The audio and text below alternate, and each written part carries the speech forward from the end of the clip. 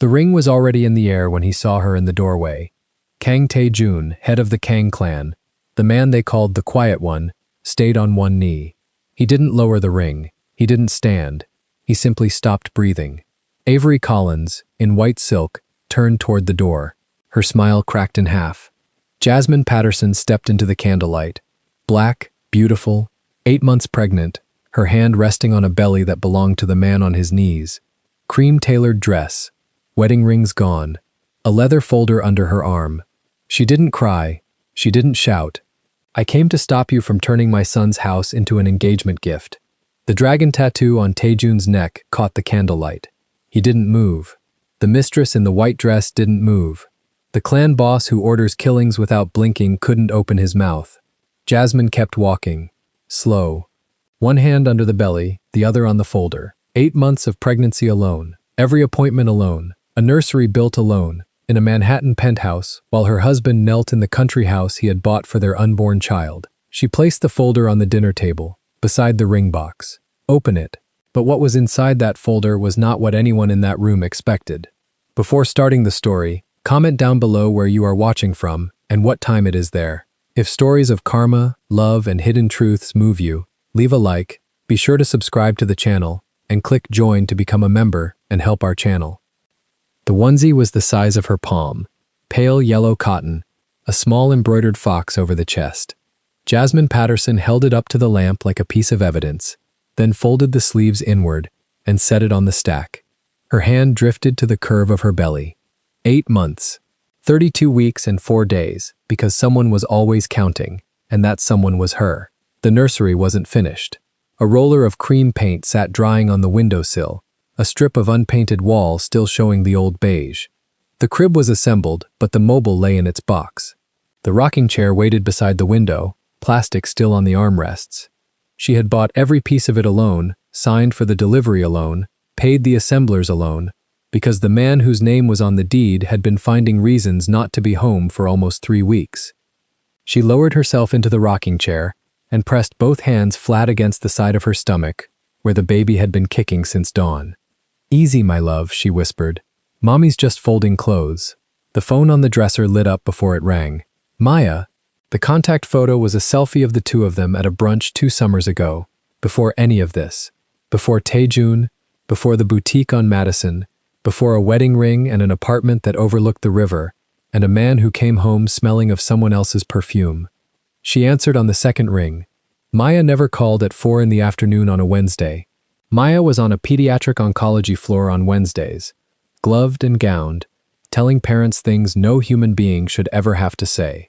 Maya did not call on a Wednesday unless something had broken.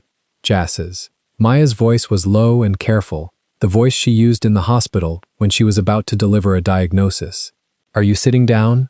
"I'm sitting down." "Are you alone in the apartment?" "I'm alone in the apartment." Through the phone, the clatter of cups, the hush of an espresso machine, a man laughing too close to the receiver. Maya wasn't at the hospital. Maya was somewhere with coffee. "Where are you?" Jasmine asked. "I came down to the cafe," Maya said. "The one on Greenwich. The corner one, with the green awning and the photograph of the harbor on the back wall. I had 40 minutes, and I didn't want to eat hospital cafeteria food, so I came here." The rocking chair stopped rocking. The cafe on Greenwich, the one with the green awning, was their cafe.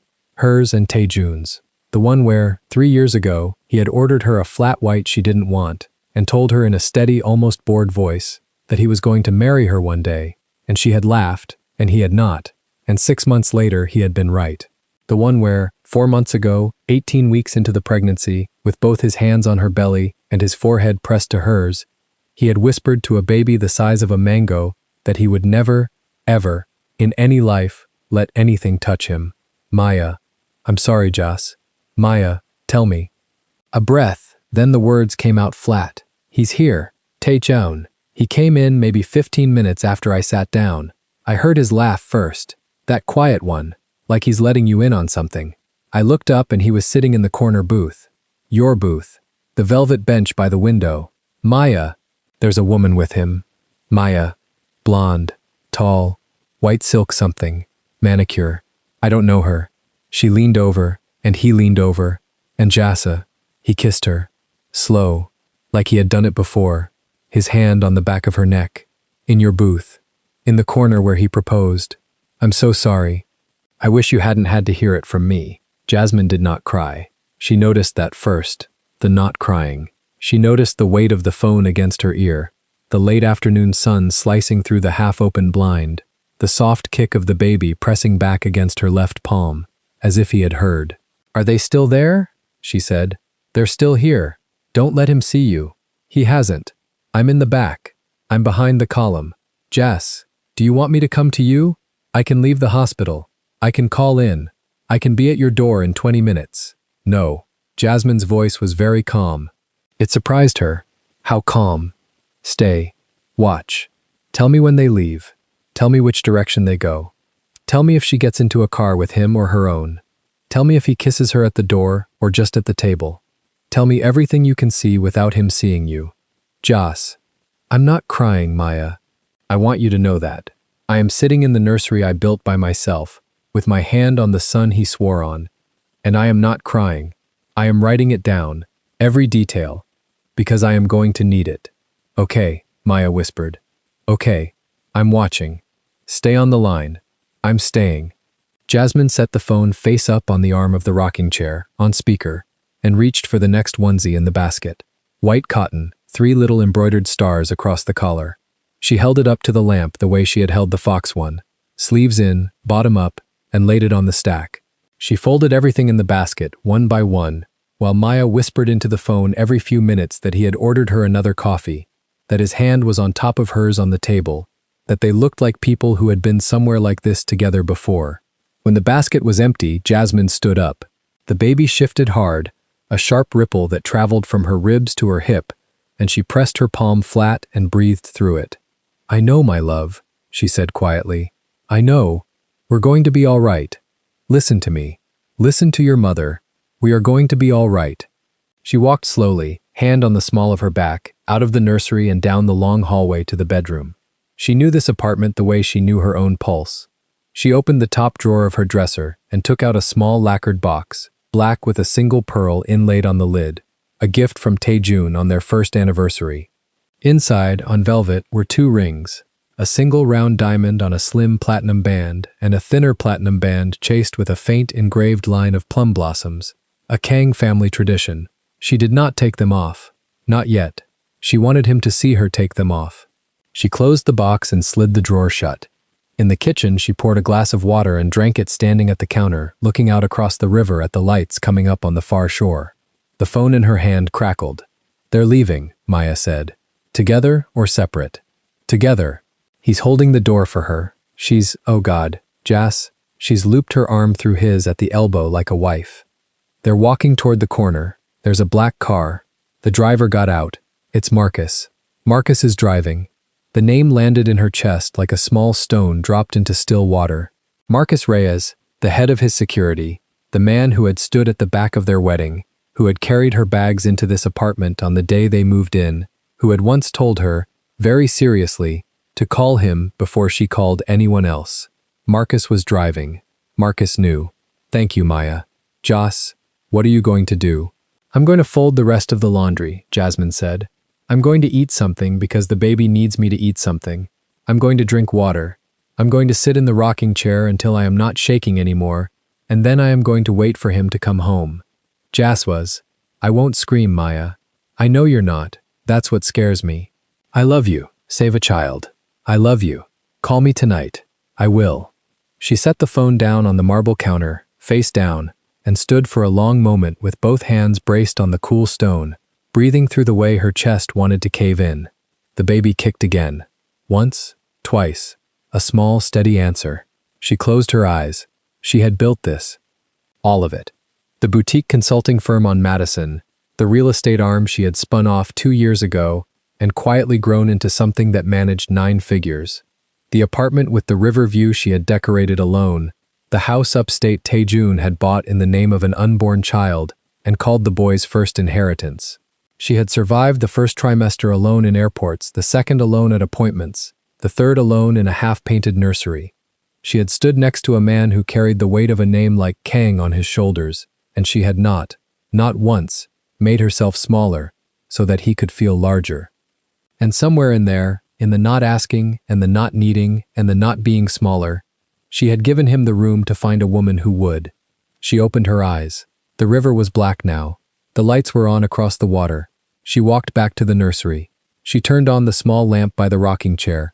She picked up the next basket of clean laundry, which was not really for the baby, which was his shirts, his crisp white dress shirts, the ones she had been folding for him for almost 4 years, because the dry cleaner pressed them but never folded them the way he liked. She set the basket on the rocking chair. She took the first shirt out. She folded the sleeves in toward the back the way he had taught her in the 2nd month of their marriage. Standing behind her at the laundry counter, his chin on her shoulder, his long fingers guiding hers. Like this. Sleeves first, always the sleeves first.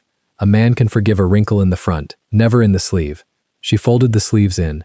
She folded the body in thirds. She laid it on the dresser, sharp creases up. She did this with 17 shirts. Her back ached. Her ankles were swollen. The baby was quiet now, dozing inside her, the way he always dozed at the end of the afternoon. When she was done, she carried the stack of folded shirts down the hallway to his side of their walk-in closet and set them, neatly, on the long center island where his cufflinks lived. She arranged the stack so the cuffs faced him. She stepped back. She nodded once. She turned out the light. In the living room, she lowered herself onto the long, low couch he had picked out, charcoal velvet, the one she had said was impractical, the one he had bought anyway, because he liked the way she looked sitting on it. She put her feet up on the ottoman. She placed both hands on her belly. She did not turn on the television. She did not pick up a book. She sat very still in the soft dark of the apartment, watching the elevator panel down the hallway, and she waited. She waited 2 hours.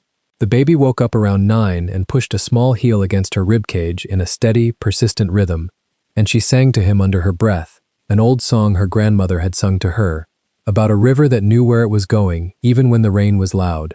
She drank a second glass of water.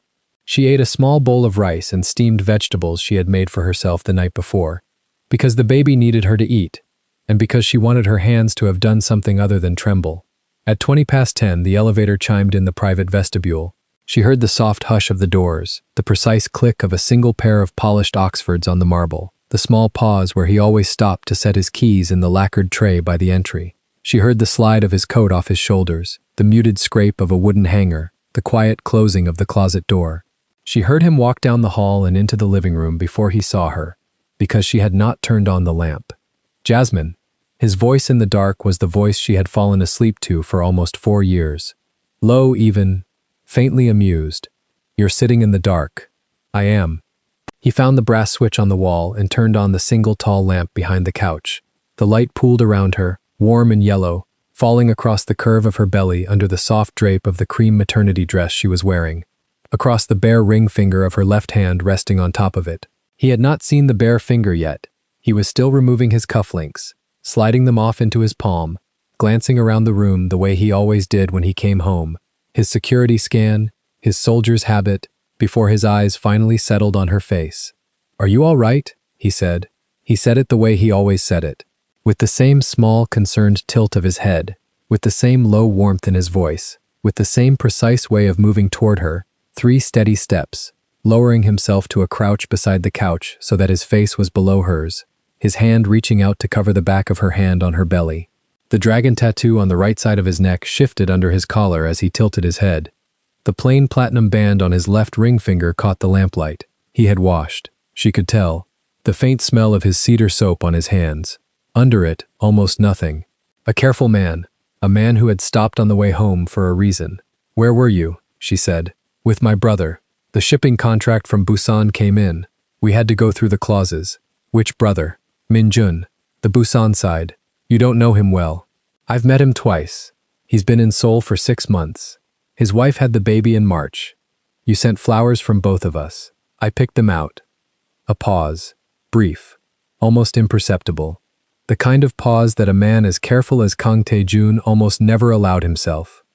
He recovered inside half a breath, his thumb moving in a small, soothing circle on the back of her hand.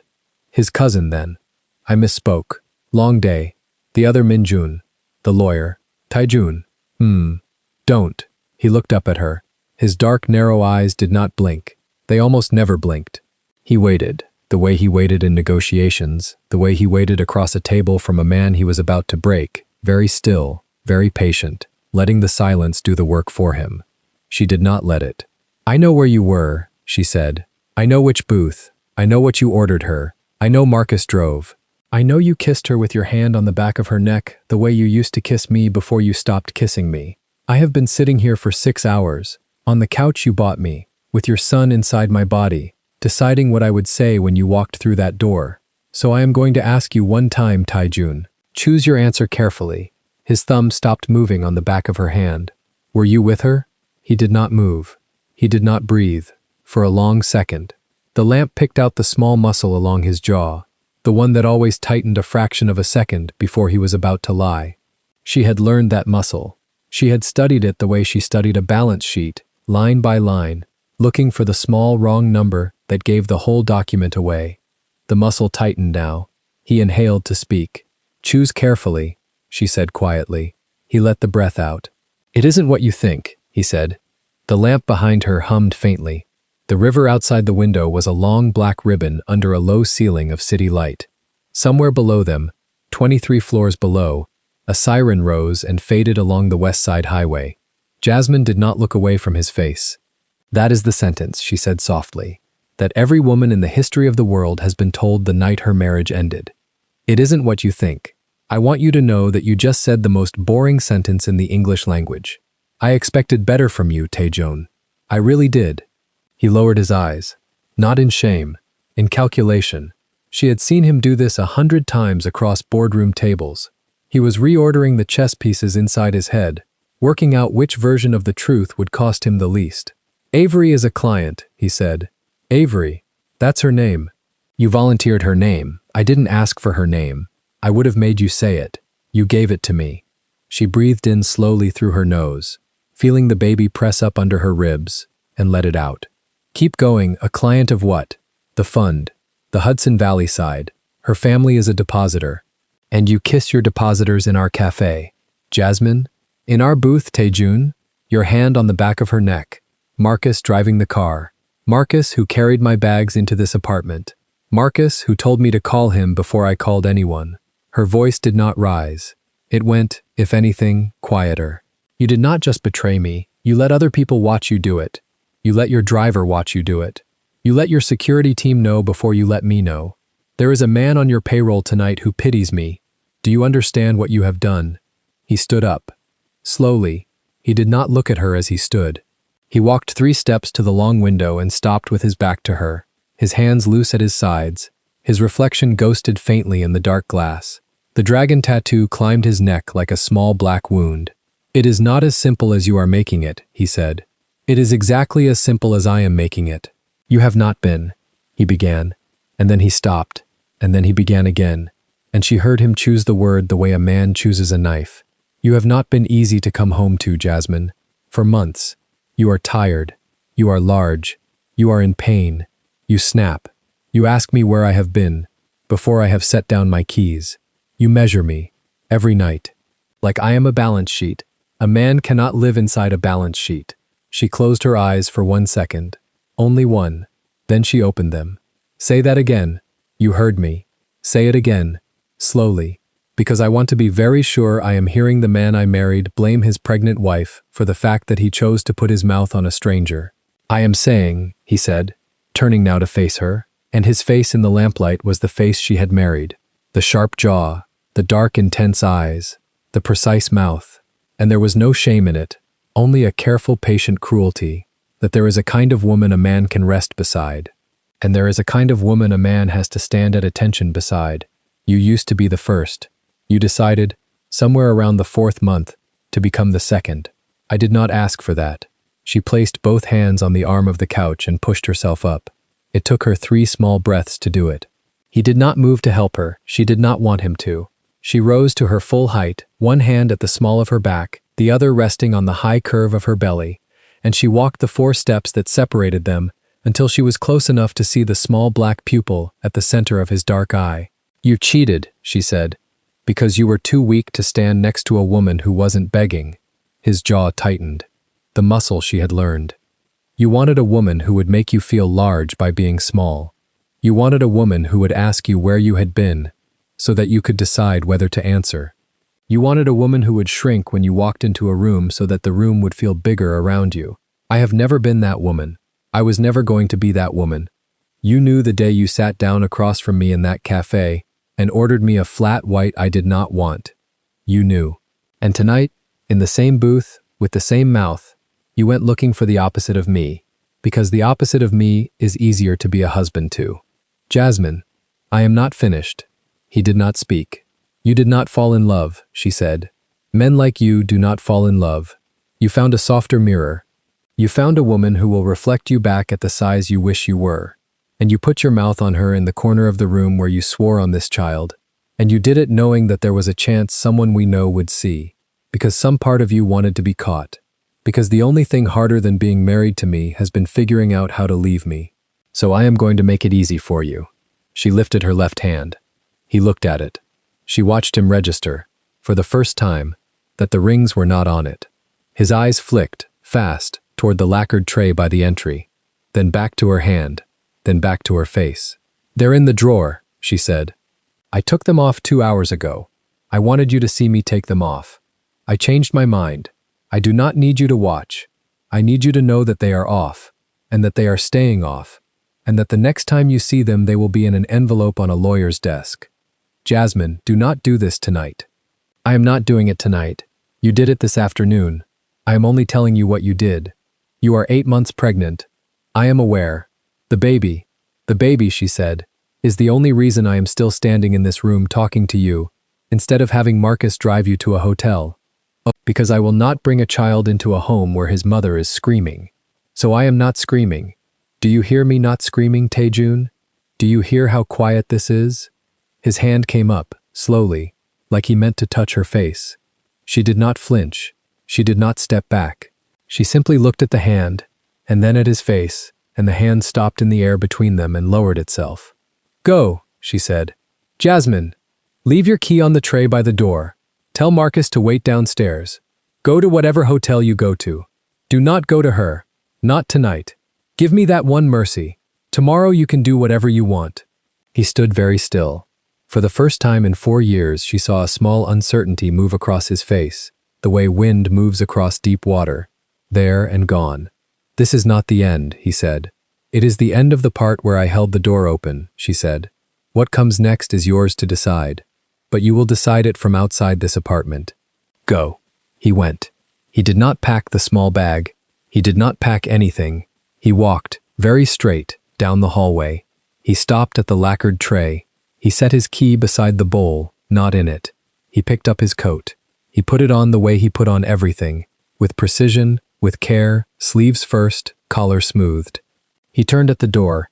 He looked back at her once across the long room, a small dark figure in a tailored black suit with a dragon climbing his neck, and his face was a face she did not recognize, a face that did not know what to do with itself. I will call, he said. Don't. The elevator chimed. The doors hushed open. The doors hushed shut. The cable in the wall made its small, soft sigh as it carried him down. Jasmine stood in the center of the living room with one hand on her belly and the other at the small of her back. The baby kicked once, hard, against her left palm. She lowered herself, very carefully, onto the charcoal velvet couch. She put her feet up on the ottoman. She looked at the lamp. She did not cry. Not yet. There would be time for that. There would be 8 months, and then the rest of her life, for that. Tonight she had work to do.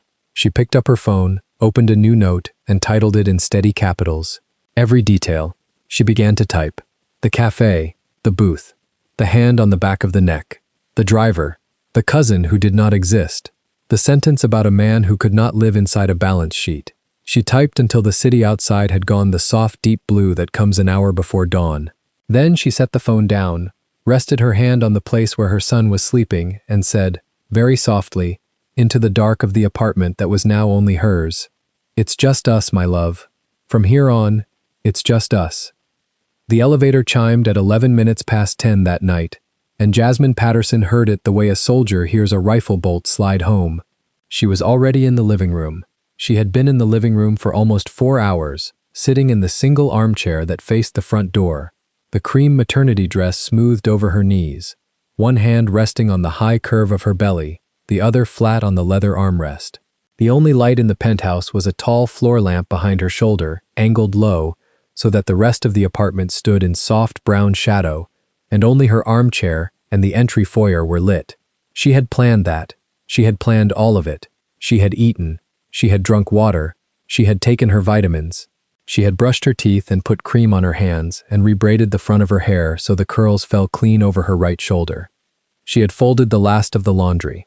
She had walked through the nursery and tightened a loose screw on the crib with her bare fingers, because she did not want the man who was coming home to find a single thing in this apartment that he could call disorder.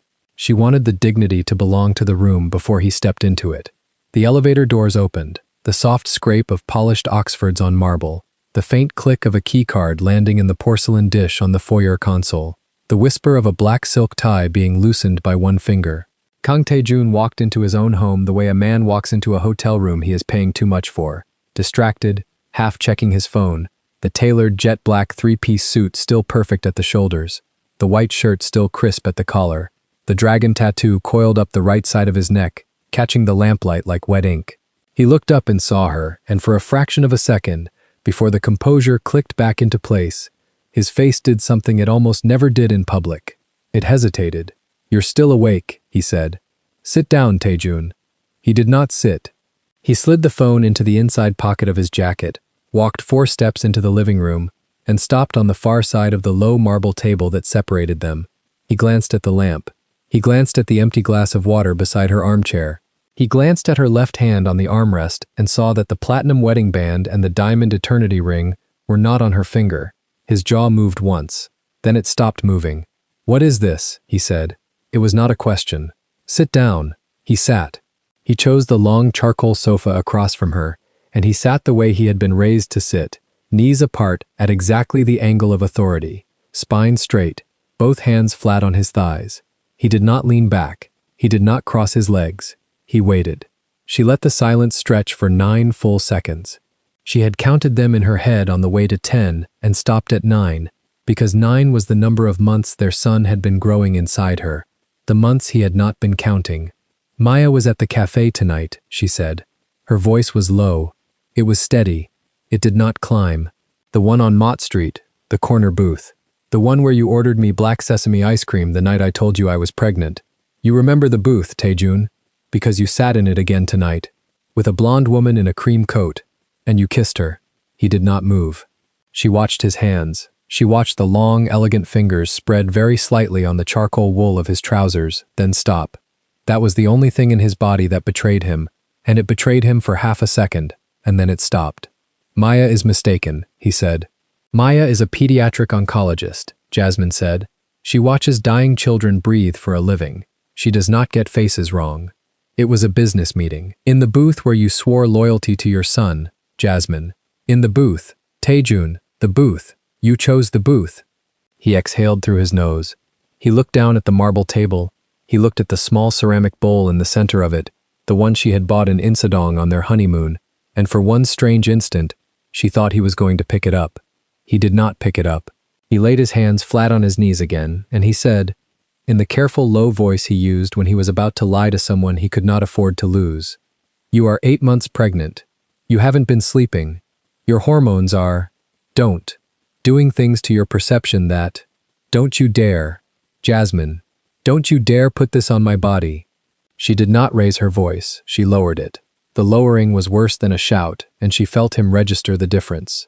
"Don't you dare stand on the back of a pregnant woman and tell her that her best friend, who has watched 4-year-olds die of leukemia and held their mothers afterward, hallucinated a kiss in a cafe. Don't you dare use this child." Her hand came up off the armrest and pressed once, firmly, on the high round of her belly, "as the reason I cannot see what I see. You will not do that in this house. Not tonight. Not while I am still wearing your last name on a mailbox downstairs." He looked at her. He looked at her for a long time. Something old and quiet moved in the back of his dark, narrow eyes, and she watched it move, and she understood, the way a woman understands one moment before a man speaks, that he had just decided to stop denying. "It was a kiss," he said. She did not flinch. She had paid for the flinch already. 8 hours ago, alone in the nursery, with a folded onesie pressed to her mouth so she would not scream. The flinch had been spent. What was left was the part of her that had been a financial consultant for a decade before she had been anyone's wife. The part that listened to confessions and assigned them numbers. "How long?" she said. "It doesn't matter." "How long, Taejun?"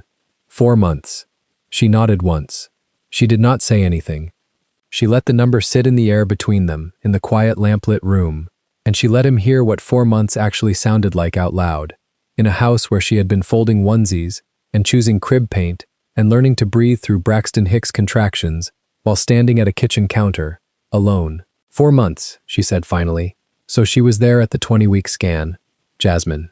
She was there at the 20-week scan, Taejun. The day we saw his hands. The day you cried in the parking garage and told me he was already a person. She was there, not in the room, somewhere else in your week, in your phone, in a hotel. While I was lying on that table with cold gel on my belly looking at our son's hands, she was somewhere on your calendar. It is not what you think. Then tell me what it is. He stood up. He walked 2 steps toward the window and stopped, and she watched the dragon on his neck shift with the motion of his throat. The Patek Philippe caught the lamp. He did not turn around. "You don't need me," he said. She blinked. "What did you say?" "You don't need me, Jasmine. You never have. You walked into our wedding alone, because your father was dead, and you would not let my father walk you. You built your firm, without 1 yen of Kang money. You renovated this apartment without asking me to sign a single check. You went to your first OB appointment alone because I had a meeting in Busan and you said, 'Go, I've got it.' You always have it. You don't cry, you don't ask, you don't lean. You are the most self-sufficient woman I have ever known in my life, and somewhere in the last 4 months He stopped. He put one hand flat against the cold window glass. I needed to be needed, and she needed me. The room was very quiet. Jasmine sat in the armchair and felt the baby turn once, slow and full, under her left ribs. She put her hand there and held it. She did not look at her hand. She looked at the back of her husband's beautiful tailored shoulders, at the precise short black hair at the nape of his neck, at the dragon disappearing into his collar, and she heard the sentence he had just spoken, and she heard, underneath it, the sentence he was actually speaking, which was older than him, and older than her, and older than the marriage, and she made a small private decision in the chamber of her chest that she would never unmake. "Turn around, Taejun." He turned around. "Come back to the sofa. Sit down. Look at me. I want you to hear what I am about to say with my face in front of yours, not the back of my head." He came back. He sat down. He looked at her. "You cheated," she said, very softly, "because you were too weak to stand next to a woman who wasn't begging." He opened his mouth. "No, I'm talking. You will be quiet. You cheated because somewhere inside you there is a small boy who was taught by your father and your grandfather and 300 years of Kang men before them that a wife is supposed to weep at the door when you come home late, supposed to cling, supposed to need you visible the way oxygen is visible to a drowning man. And I do not weep at the door. I never have. I knew who you were when I married you, Taejun. I knew what your family does. I knew the dragon on your neck was not decoration. And I chose you anyway, with both eyes open, because I believed that the man inside the suit had decided to build a different kind of house with me. A house where I did not have to perform smallness to make you feel large. And you mistook my steadiness for distance. You mistook my dignity for coldness. You mistook the fact that I could carry your son without falling apart for proof that I did not love him, or you. And the first time a thin little white woman in a cream coat tilted her face up at you in a hotel bar and asked you to save her from something, anything, a parking ticket, a bad week, her own boredom, you went, because saving her made you feel like a man in a way that simply being loved by me did not. He was not breathing. That is what you did. I want you to hear me name it, because I do not want you 10 years from now, sitting across from some other woman in some other apartment, telling her the story of how your first wife was too strong, and that is why you fell. You did not fall, Taejun. You jumped. And you jumped because the woman who was building a nursery for your son did not require you to feel heroic in order to be loved, and somewhere along the line you decided that love without rescue was not love at all. That is a sickness in you. It is not a sickness in me. And I am not going to spend the next 40 years curing it. She reached down beside the armchair. She picked up the small porcelain ring dish she had set there 4 hours ago. The platinum wedding band and the diamond eternity ring were lying in it, side by side, polished, cleaned that afternoon with a soft cloth. She held the dish in her open palm and she set it down on the marble table between them, and the small, clean sound of the porcelain meeting marble was the loudest thing that had happened in the room all night. "These are yours," she said. "Your mother chose them. Take them back to her, or melt them, or give them to whoever is next. They are not mine anymore. I took them off at 6 o'clock this evening, and I will not put them back on." He looked at the dish. He did not pick it up. His long fingers spread once on his thighs and then closed into fists, and he looked at the dish, and then he looked at her belly, and then he looked at her face, and his beautiful, disciplined face did something it had not done since the night of the 20-week scan in the parking garage. It cracked. "Jasmine," he said. His voice was lower than she had ever heard it. Please what? Don't what, Taejun? Be specific. Don't take off the rings? I already did. Don't leave you?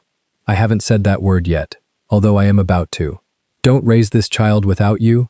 That is your decision more than mine, and you have been making it for 4 months. Be specific. What is the don't? He could not answer.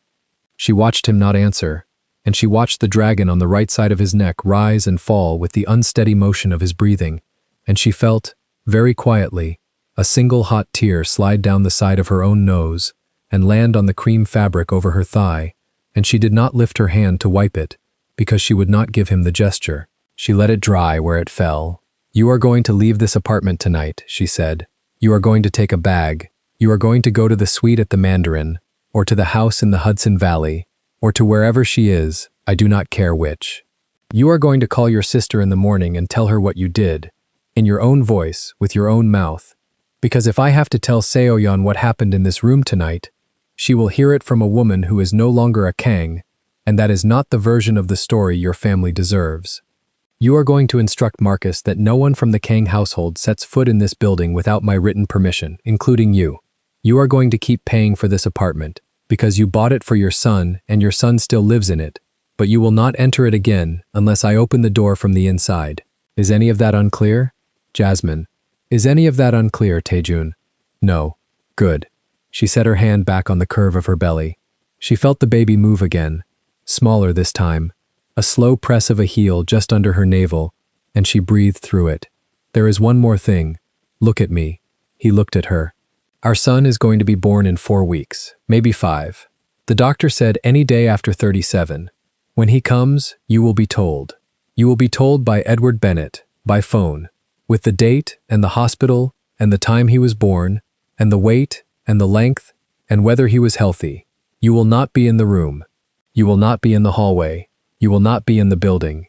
You forfeited that the first time you sat down in our booth across from her. After he is here, after I am out of recovery, after I have had time to hold him in a room that does not contain you, we will talk about what kind of father you intend to be to him. Not what kind of husband. Husband is over. Father is a separate conversation, and it will happen on my schedule, in a room I choose, with a lawyer present, and you will come to it like a grown man, and not like a boy who needs to be forgiven. Do you understand me? Yes. Say it back. He swallowed. I will not be in the room when our son is born. And I will wait to be told. And husband is over. Father is a separate conversation. She nodded once. Then go pack a bag, Taejun. There is a small black duffel on the top shelf of your closet. Put 3 suits in it, your shaving kit, your charger, and your passport. Leave the watch. The watch was a wedding gift. Leave the platinum band on the dish. Take the dragon with you, because the dragon is the only thing in this house that was actually yours when you walked in. He stood up.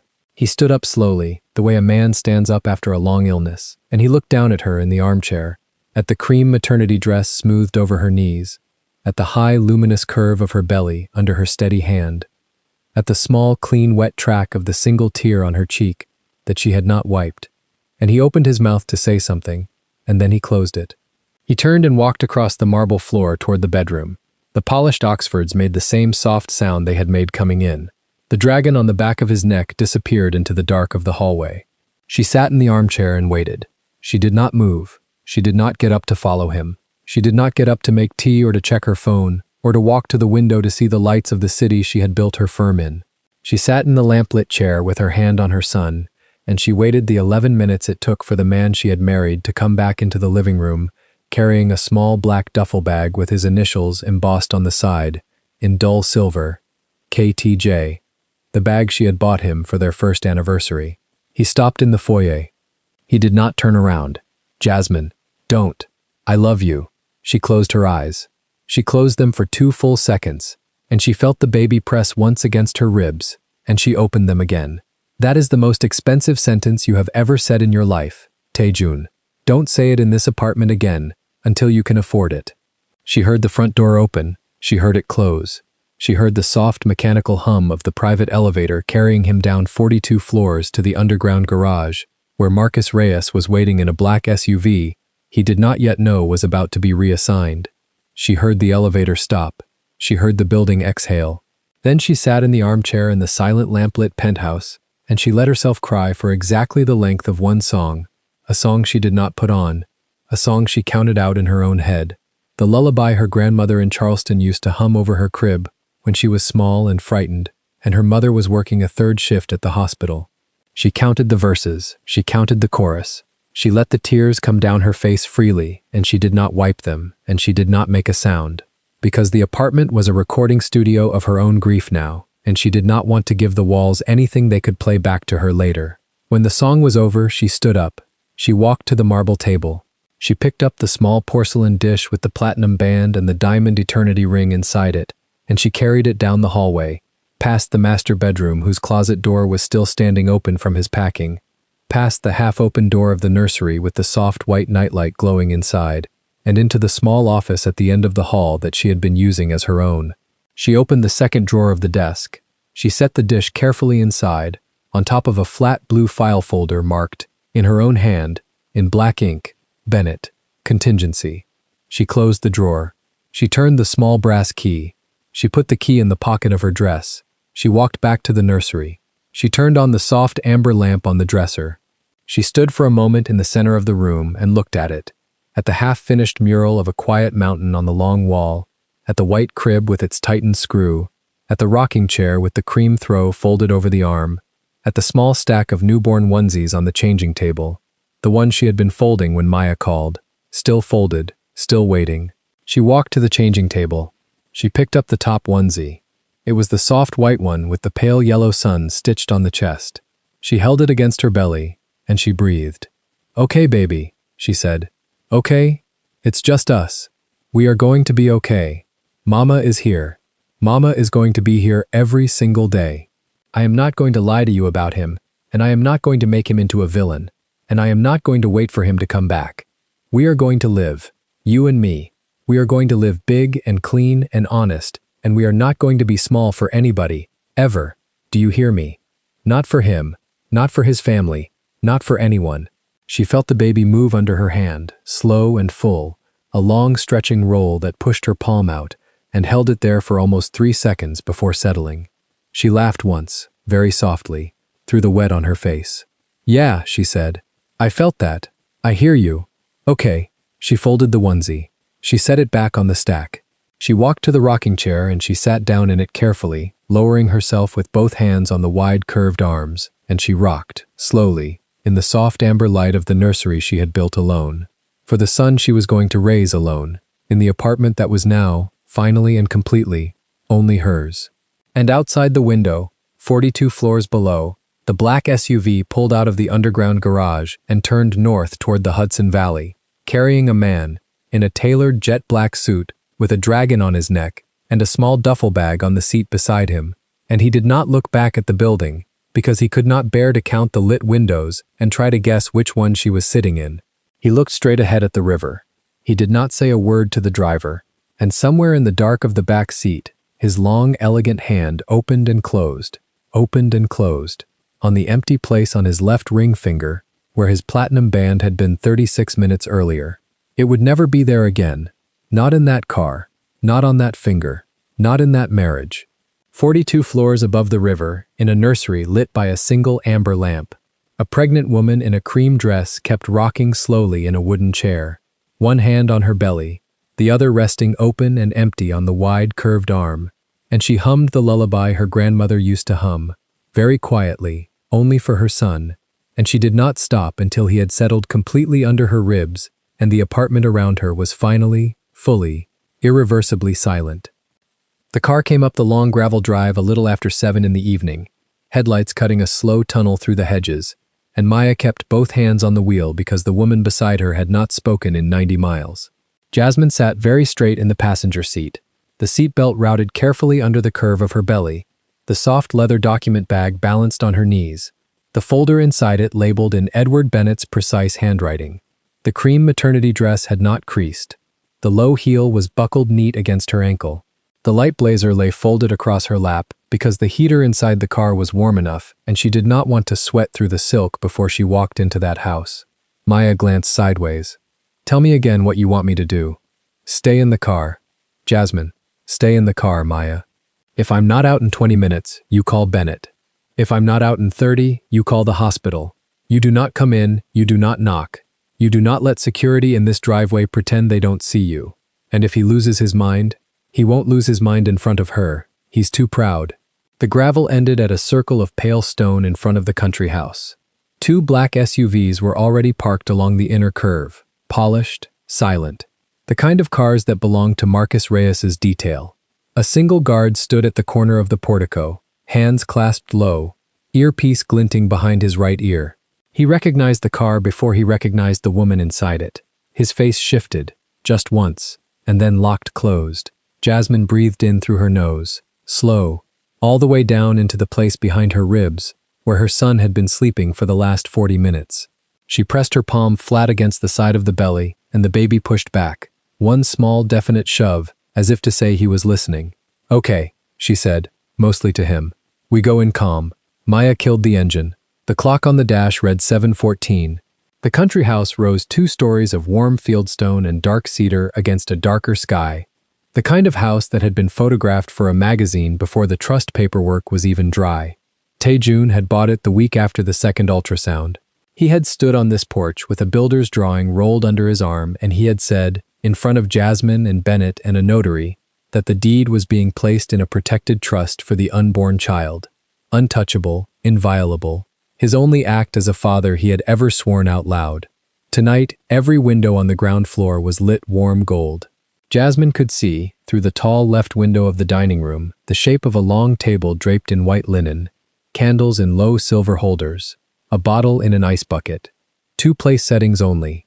Beyond that, in the next room, the soft moving shadow of a woman crossing in front of a fireplace, hair like spilled platinum under the chandelier. Jasmine did not flinch. She had practiced not flinching for 8 months. She had practiced it standing alone in the obstetrician's office, in the elevator that smelled like cologne that wasn't his, in the boutique storefront on Madison where she had taken her own meetings with both hands on her own belly and her ring finger bare. Flinching was a muscle. She had let hers go to sleep. She got out of the car. The cold caught her ankles. She slipped the light blazer over her shoulders without putting her arms through it, because she did not want her hands trapped. The document bag rode in her left hand, balanced against her hip. Her right hand stayed free. The guard at the portico stepped forward, half a step, then stopped. "Ma'am? Marcus inside?" "Yes, ma'am." "Tell him I'm here. Don't tell anyone else. I'll wait." He hesitated. The earpiece chirped quietly. He turned his face away from her, murmured 2 syllables in Korean, listened, murmured 1 more. Then he opened the heavy front door himself and held it for her, without a word. She crossed the threshold. The foyer smelled like beeswax and old wood and, very faintly, like the perfume Avery Collins wore. Diptyque, the cold floral one, the bottle Jasmine had once seen on the bathroom counter of the penthouse and known instantly was not hers. The scent did not surprise her. Almost nothing surprised her anymore. Marcus Reyes appeared at the end of the hall, soundless in his combat-grade dress shoes, the buzz cut catching the chandelier light. He saw her belly first, then he saw her face. Whatever expression had been on his own face dropped off and was replaced by the carefully blank look of a man who had already decided, 2 seconds ago, which side of this room he was going to stand on. "Mrs. Kang, Miss Patterson now, Marcus." He nodded once, accepting the correction. He glanced down the hall toward the dining room. The music in there was low, something with a string section, the kind of song picked for a moment, not a meal. "He doesn't know you're here," Marcus said. "I know. She doesn't either." "You good." He looked at the folder under her arm. He had been guarding this family long enough to recognize Edward Bennett's portfolio when he saw it. His jaw shifted once. "How do you want to do this?" he said. "I want you to stand behind me, 2 steps back, the whole time. I want you to keep your hands visible. If she runs, you do not chase her. If he raises his voice, you do not move. If I tell you to put her in a car, you put her in a car. Are we clear?" "Yes, ma'am." "Marcus." "Ma'am, you took an oath to him. I took a contract to him." "Whose?" He held her eye for 1 full second. "The child's. From the day Mr. Bennett drew the trust, I signed for the heir." She felt the baby move under her hand, low and slow, and she did not let her face change. "Then you and I work for the same person tonight." "Yes, ma'am." She walked down the hallway.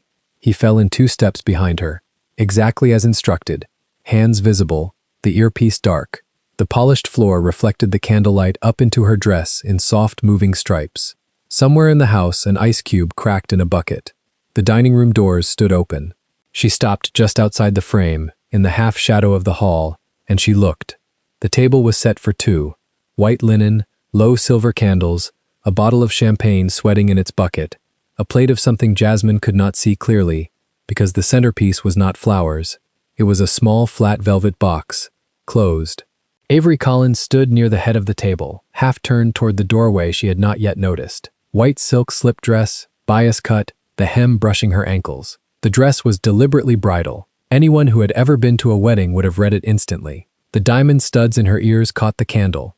The platinum hair was down her back, straight and parted in the middle, almost wet-looking in the light. Her nude stiletto heels made her almost the height of the man in front of her. The designer clutch sat on the corner of the table, casual, claimed, like a flag. Kang Tae-jun was on one knee. Black 3-piece suit, no break in the trouser, white shirt buttoned to the top, black silk tie, polished Oxfords, hair short and precise. The dragon on the right side of his neck disappeared under the collar, exactly the way it always had, the head curling up under his jaw, the body sliding down into the suit. The platinum band was still on his left ring finger. He was holding the open velvet box in both hands, and the small ring inside it was catching the candlelight and throwing one steady white point onto Avery's collarbone. His mouth was moving. Jasmine could not hear all of it from the hallway, but she caught the shape of the sentence in the air, the rhythm of it, the careful low control of the voice that had once asked her the same question in a different language, in a different room 3 years before. "Avery," he was saying, "I want to start a new life with—" He looked up. He saw her. The sentence died inside his mouth. His lips stayed parted. The breath he had been about to spend on the rest of the word stalled in his throat and never came out. The ring inside the velvet box stayed exactly where it was, suspended, his hands frozen open, his thumb halfway through the small tilt that would have offered it forward. He did not blink. He did not move. Jasmine had seen this man order 3 lives ended over a single dinner, with 2 phone calls and a nod. She had seen him stand on the balcony of the penthouse 42 floors up and watch a meeting unfold beneath him without changing his expression for 90 minutes.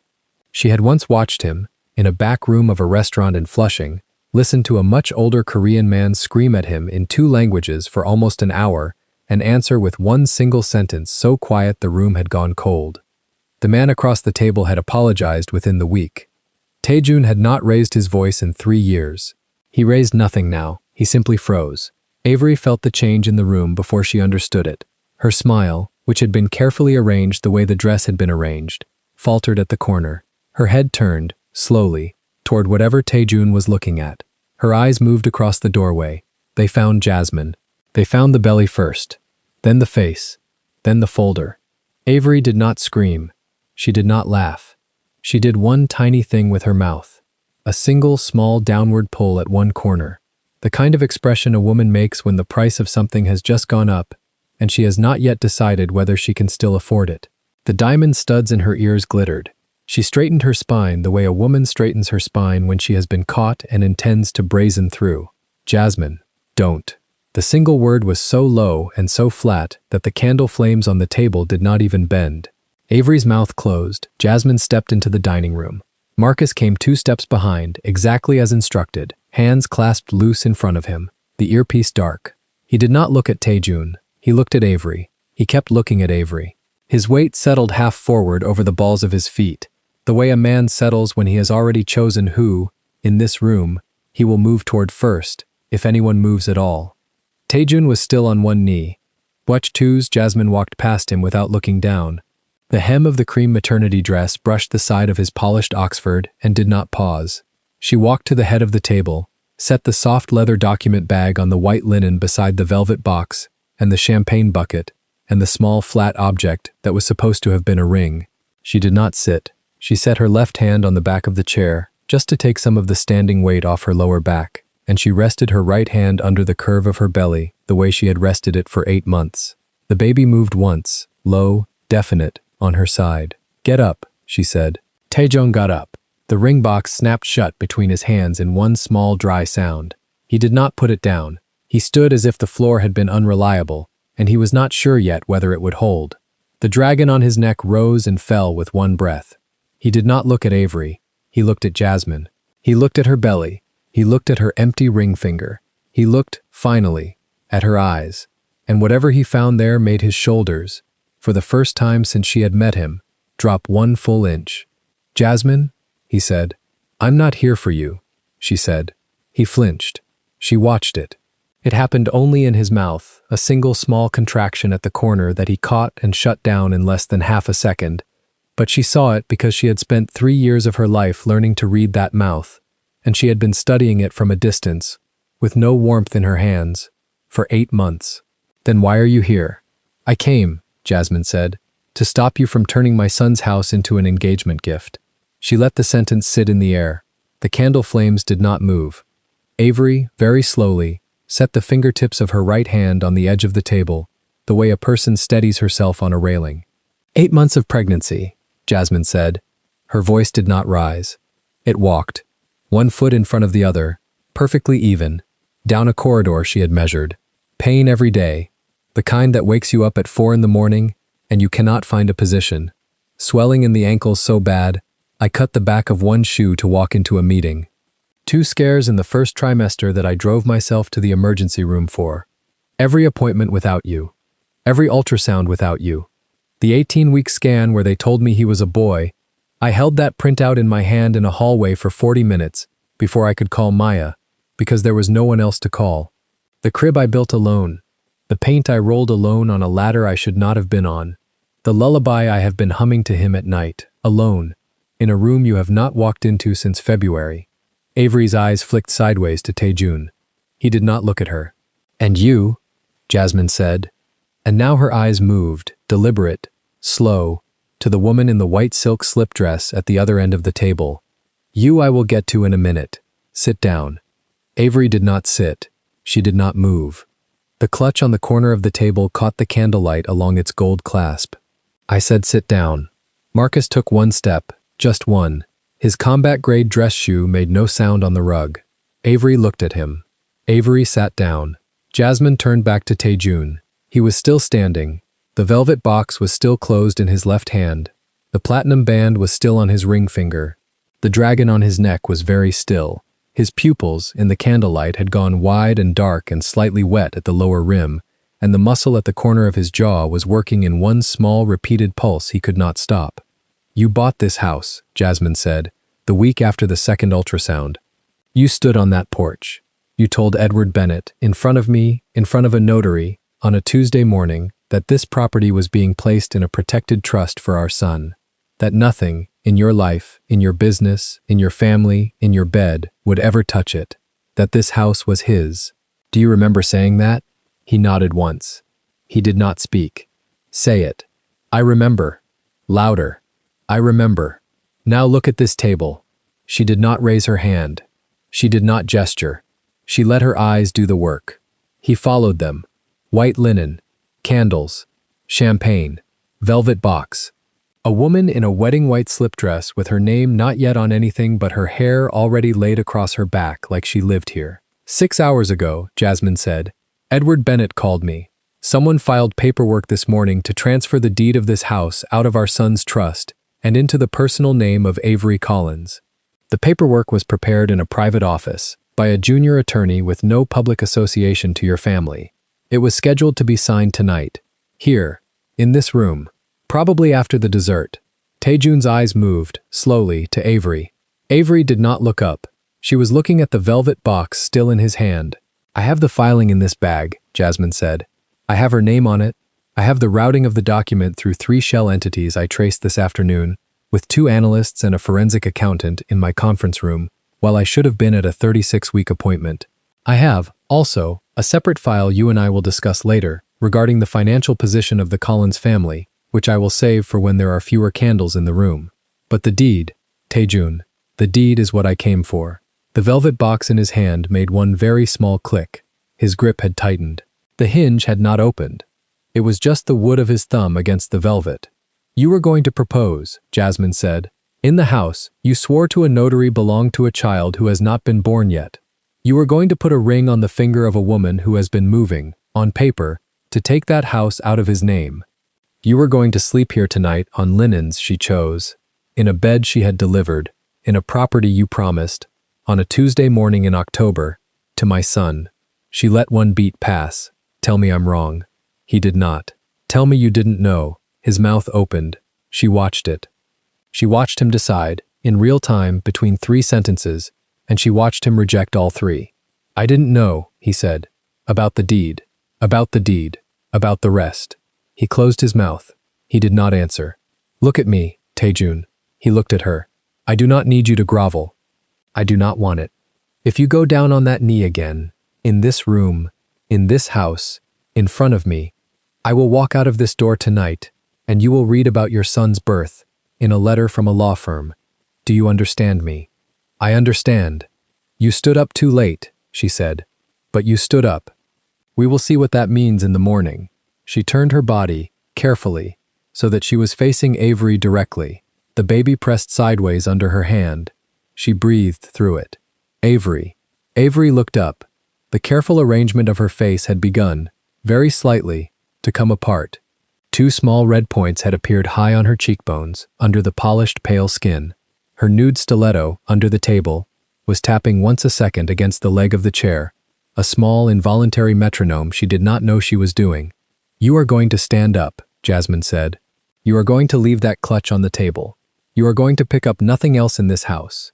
Not the champagne, not the candle, not the velvet box, not the coat you hung in the front closet. Marcus will walk you to the car you came in. Marcus will drive behind that car for as long as he considers necessary. Tomorrow morning at 9, Edward Bennett will be in touch with whatever attorney you can still afford. We will discuss, then, the precise terms under which your name comes off every piece of paper it has been placed on in connection with this family.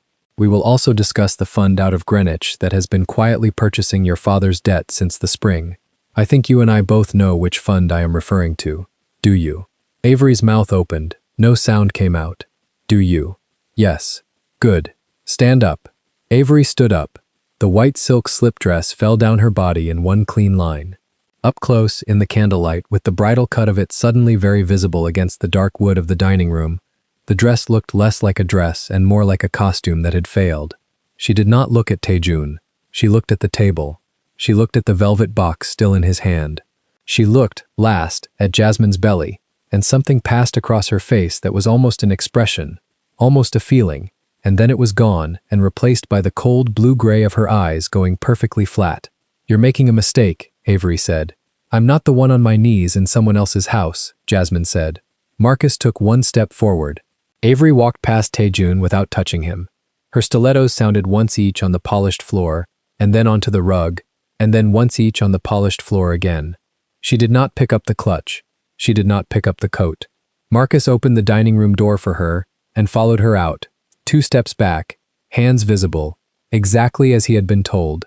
The door closed. Taejun and Jasmine were alone in a room full of candles and a closed velvet box. He stood very still. The dragon on his neck rose once with a breath he had been holding too long. He did not move toward her. He had learned, in 8 months of refused messengers, not to move toward her. He simply stood, in the perfect 3-piece suit he had put on for another woman, in the house he had promised to his unborn son, and he looked at the woman who had carried that son alone since February, and a single line of wet appeared at the lower rim of his right eye and did not fall. Jasmine, don't. Don't, Taejun. He closed his mouth. She breathed in once, slow, all the way down, Her son rolled, low, against the side of the belly her hand was holding. She felt the small pull at the base of her spine that she had been ignoring for the last 2 hours begin to deepen, low and warm and tightening, and she filed it, calmly, in the back of her mind, the way she filed every other thing she was not yet ready to deal with in a room. Not yet, not here. She picked up the soft leather document bag. She did not open it. She did not put the folder on the table. The folder was for tomorrow. The folder was for Bennett's office at 9, with coffee and a stenographer and her own attorney sitting beside her in a chair that did not rock. She walked slow and even past Tae-jun. He did not reach for her. He had learned. The hem of the cream dress brushed the side of his Oxford again. He closed his eyes for 1 full second when it passed. At the door of the dining room, she stopped. She did not turn. "The candles," she said. "Blow them out. All of them. Yourself. With your own breath. Every single one. And then sit down. In this room. Alone. In the dark. And think about what you almost signed." She walked out. 42 floors above the river. The nursery lamp was still on. But she would not be in that chair tonight.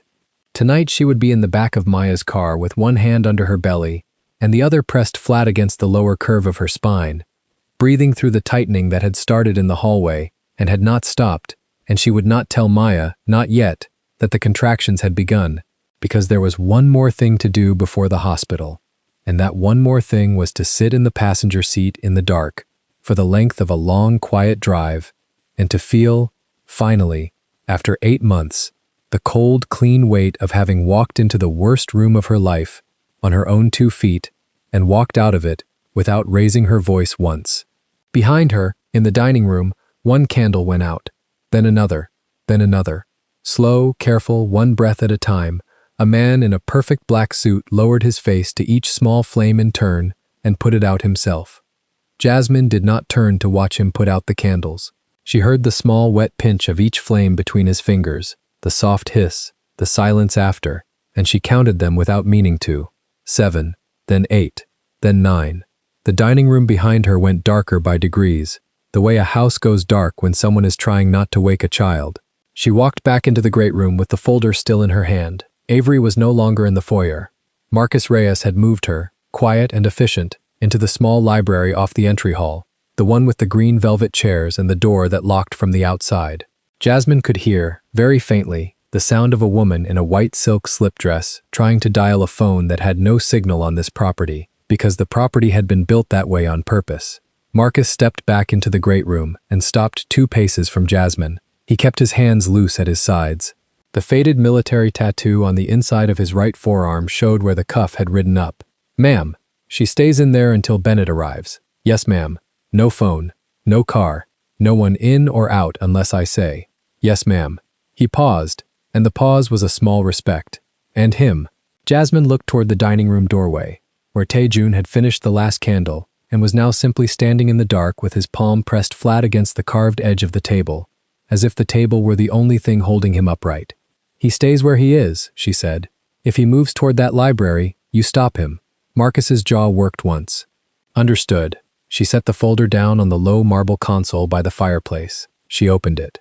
She laid the documents out the way Bennett had taught her to lay them out years ago, before any of this, when she was 26 and learning to negotiate her first commercial property, and Bennett had said, "Evidence is only persuasive when the eye can travel it in one sweep."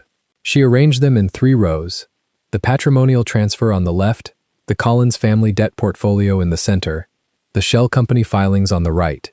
Then she lifted her chin and she said, without raising her voice, "Tae-jun, come here." He came. He came the way a man comes to a sentencing. He stopped at the far edge of the console, both hands braced flat on the marble, head bent over the papers like a student who has been told the test is open book and has discovered too late that he has not read the chapter. His dark eyes moved across the rows. Once, twice. The dragon tattoo on the right side of his neck rose and fell with the swallow he could not hide. Jasmine put one finger on the patrimonial transfer. "This one first," he read. "This is the trust," he said. His voice was sand. "This is the trust for our son." "Yes."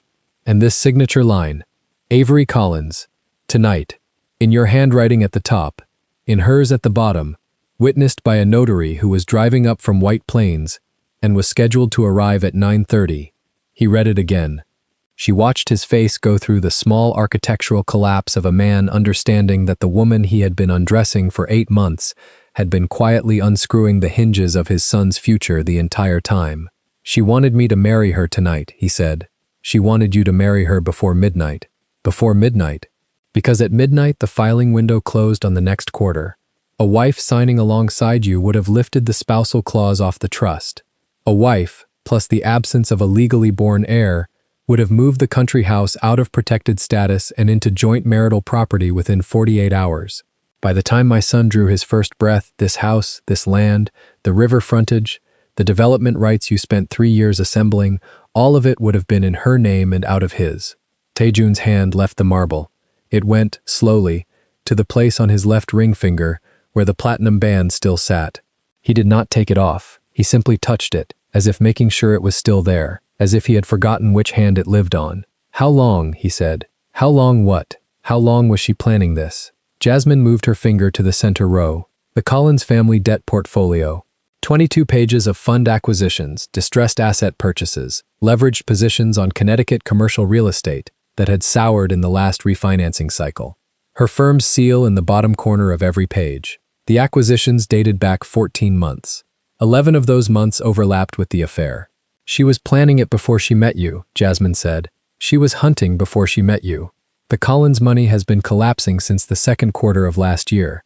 Her father liquidated the East Hampton property in February. Her brother lost the Greenwich seat on the board in April. By the time she walked into that cafe where you used to meet me, she was already shopping for a husband whose assets could absorb her family's debt without flinching. You were not a romance. You were a rescue craft, and she was very good at looking like she was drowning in the right direction." The platinum band on his finger turned, once, under his thumb. "You knew," he said. "I knew 6 weeks ago." 6 weeks? My firm flagged the fund acquisition pattern the day after Maya called me from the cafe.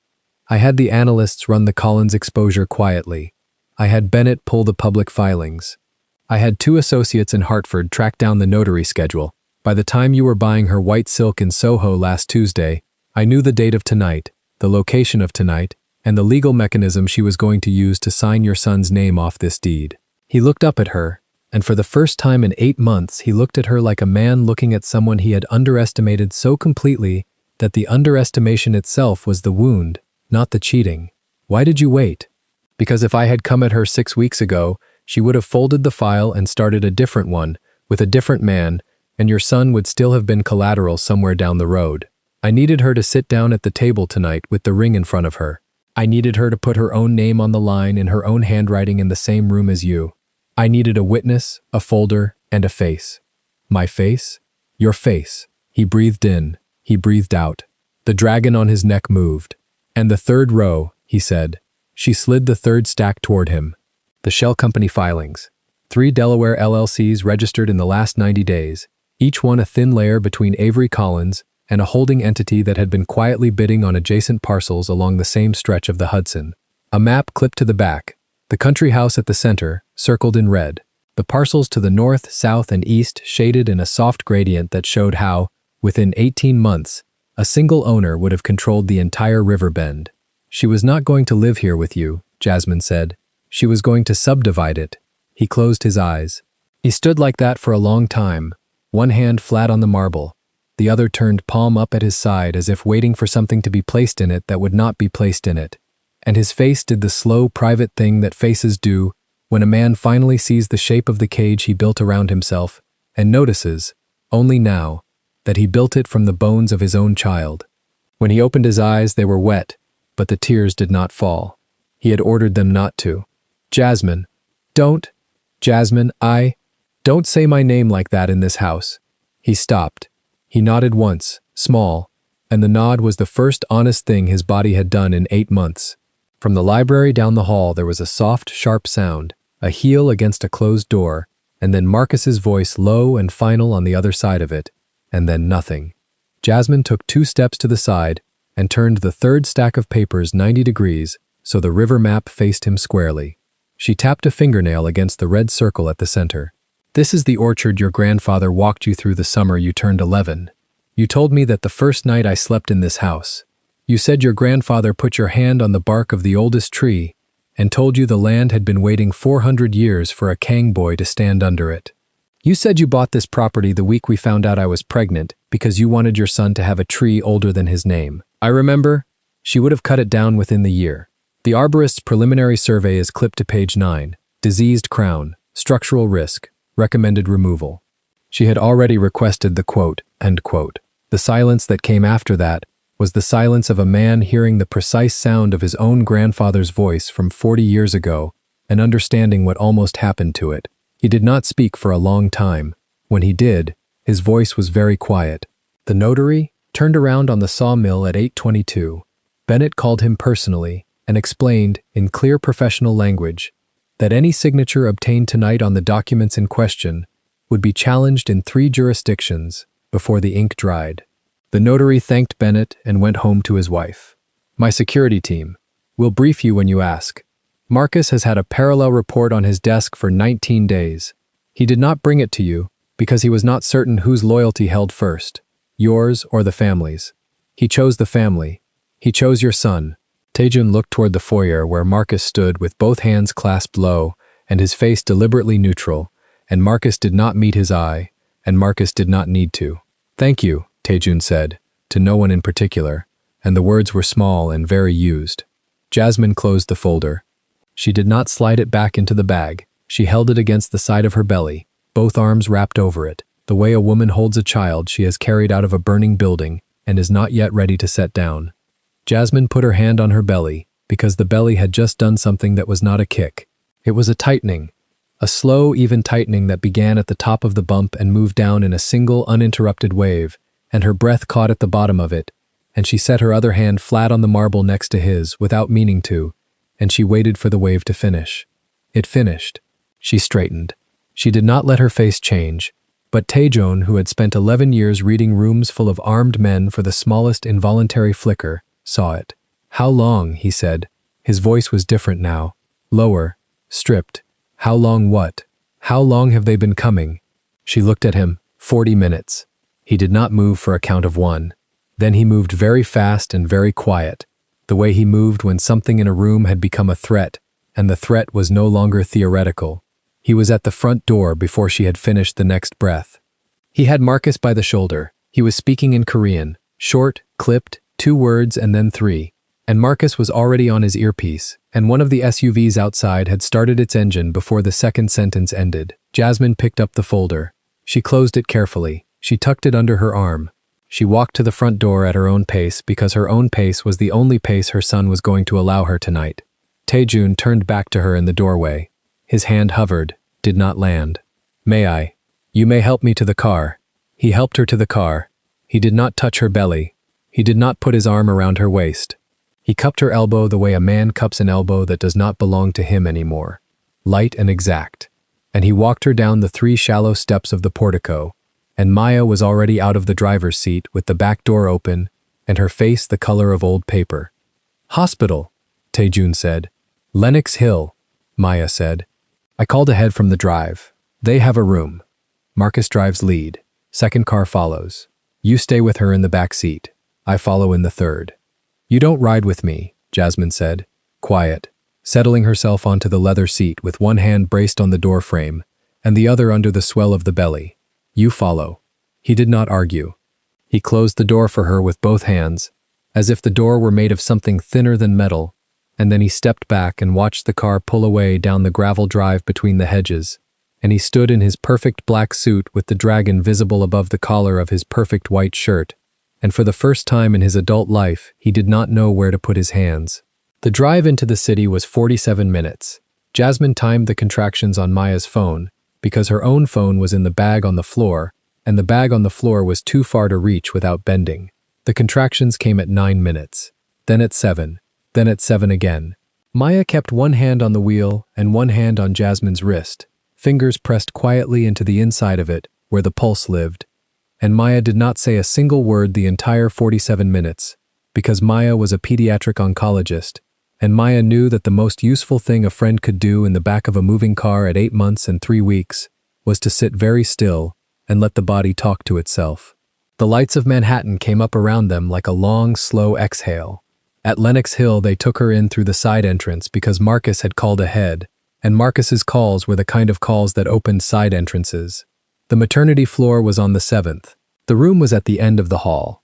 The nurse was older, black, calm, with reading glasses on a beaded chain, and a voice that had delivered 3,000 babies and was not impressed by any of them. "Lie down, sweetheart. Let's see what we're working with." The monitor went on. The blood pressure cuff went on. The fetal heart rate came up on the screen in a steady, firm line, and the nurse looked at it for a long moment and then looked at Jasmine over the top of her glasses. "Baby's fine. Baby's beautiful. Mama, your pressure is high and you are dehydrated and you have been doing too much, and we are going to keep you here tonight on a drip and a monitor, and you are not going to argue with me about it." Jasmine did not argue. Maya sat in the chair by the window with her hands folded in her lap and her trench coat across her knees, and her copper auburn curls catching the fluorescent light, and she watched her best friend close her eyes for the first time in 9 hours, and she did not cry until she was sure Jasmine was asleep. Down the corridor, a man in a charcoal gray two-piece suit stepped quietly off the elevator and walked toward the nurse's station. Edward Bennett, silver hair combed back, rectangular tortoiseshell glasses, the thin scar on his left eyebrow catching the overhead light. Under his arm, the leather portfolio. Inside the portfolio, a second folder Jasmine had asked him to keep ready, a folder she had not opened in front of Taejun and would not open tonight. Bennett stopped at the doorway. He did not enter. He set the portfolio down on a small wheeled cart in the hall, opened it, removed a single sealed envelope and handed it to Maya without a word. Maya read the front of it. She put it inside the lining of her trench coat. She nodded once.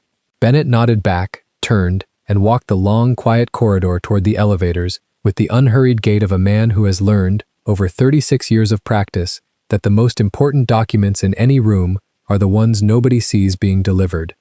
Taejun arrived at the door at 11:47. He had taken off the jacket somewhere between the lobby and the 7th floor. The waistcoat was unbuttoned. The white shirt was open at the collar. The platinum band was still on his left ring finger, and the patek was gone from his wrist, left in a glass dish on the country house console, never to be put back on. His hair was no longer combed. There was a streak of something on the cuff of his sleeve that might have been candle wax. He stood in the doorway for a long time before he knocked, and the knock when it came was so soft, the nurse almost did not hear it. Maya looked up. She looked at him for a slow, careful second, and she stood, and she gathered her trench coat, and she walked to the door, and she stopped in front of him close enough that he could smell the soap she used. "If you say one word to her tonight that is not about that baby," Maya said quiet, "I will personally make sure you never see either of them again. Do you understand me?" "Yes." "Sit in the chair. Don't touch her stomach without asking. Don't promise her anything. Don't apologize. Not tonight. Tonight you sit, and you watch the monitor, and you remember exactly what almost happened because of you." "Yes." Maya walked past him into the hall. Taejun came into the room. He did not sit in the chair at first. He stood at the foot of the bed, and he looked at his wife in the dim blue light of the monitor. The careful curve of her belly under the thin hospital sheet, the small line of her jaw, the way her hand had fallen open on the pillow, with the bare ring finger turned up toward the ceiling like a question. The baby's heartbeat made its steady, soft mark across the screen above her head. 142, 141, 143. He sat down in the chair. He folded his hands between his knees, the platinum band catching the blue light, and he watched the screen for a long time, and then he watched her, and then the screen again, and somewhere in the second hour his shoulders began to shake, very quietly, without any sound at all, and he pressed the heels of his hands into his eyes, and he held them there until the shaking stopped. When he lowered his hands, she was looking at him. She did not speak right away. She studied him the way a woman studies a stranger who has wandered into the wrong room, calm and curious and not afraid, and he sat very still under that look, because he knew that anything he did now would be remembered for the rest of both of their lives. "May I?" he said. She moved her hand a small inch toward the side of her belly. Not an invitation, a permission. He stood. He came around the side of the bed. He sat on the edge of the mattress, slow enough that the sheet barely shifted. He lifted his right hand and he laid it, very light, on the curve of the belly just below her own. The baby moved. A clean, firm shove, one small foot or one small fist, right into the center of his palm. Taejun's whole body flinched, not away, but inward, as if something at the bottom of his chest had been struck without warning and was now ringing. He kept his hand there. The baby moved again. Taejun began, very quietly, to cry. The tears were not for show. They were not pretty. They came in slow, uneven drops down a face that had not cried since he was 9 years old and had been told, by an uncle in a black coat, that crying was the one thing the Kang men were not permitted to do in public. He did not wipe them. He did not look up. He kept his hand on his son. Jasmine watched him. She did not reach for him. She did not put her hand over his. She let him sit there with his palm on her belly and his face wet in the blue light, and after a long time she spoke. "He is your son." "Yes. I am not sure you are still my husband." He nodded. He did not lift his hand. He nodded again, very small, accepting it. And the tears kept coming, and he did not bother to stop them, and the baby kicked one more time, gentler now, almost sleepy, as if the small body inside her had decided that the man with the warm hand on the outside was, for tonight, allowed. Outside the window, the city went on with its long blue middle of the night, and far above the Hudson, the country house sat dark and empty with the candles cold on the dining table and the green velvet library door standing open, and Avery Collins gone, escorted by 2 men in plain black suits to a car that had taken her to an address she did not choose. And somewhere in a Manhattan office on the 32nd floor, Edward Bennett was still awake at his desk, with a second folder open in front of him, a folder Jasmine had handed him 3 weeks ago, a folder Taejun did not yet know existed, a folder whose first page bore the small, precise heading petition for the dissolution of marriage, and whose last page bore the date she had asked Bennett to leave blank, because she had wanted to choose the date herself, and she had not yet chosen it, and she would not choose it tonight, and the choosing of it, she already knew, would be the last quiet act of a woman who had decided, 8 months ago in a half-built nursery, with a newborn onesie in her hands, that the war would end before her son was born, no matter who had to lay the weapon down first. In the chair by the window, the monitor kept its small, steady line. 142, 141, 143. And on the edge of the bed, a man in an unbuttoned white shirt kept his palm on the curve of his wife's belly, and did not move it for a very long time, because moving it, he understood now, was the one thing he was not going to be allowed to do without being asked, ever again. The monitor kept its count, and the man kept his palm, and the room kept its quiet, and for a long stretch of minutes, nothing in the world was allowed to move, except the small percussion of a heartbeat that did not belong to either of the adults in the bed. The hospital room was pale green at the edges and white in the center, the way maternity rooms are painted to keep women from panicking under fluorescent light. A single recessed bulb burned above the bed at its lowest setting. The blinds were tilted halfway against the dark outside the window. Somewhere, a refrigerator on a nurse's cart hummed in the corridor and stopped and hummed again. The wall clock above the door said 2:17 a.m., and the second hand made a small, dry click each time it moved.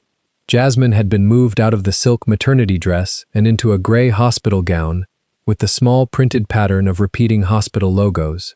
The gown was too thin at the shoulders. Someone, probably Maya, had layered a thin cotton blanket from home over her chest and tucked it once at the side. Her hair had been gathered back loose from her face. The gold earrings were in a small plastic cup on the bedside table, beside the slim gold bracelet, and beside 2 pieces of paper she had not yet read. Her hands, both of them, rested on the high curve of her belly, with the fingers slightly spread, the way a woman holds a sleeping animal she is not yet sure of.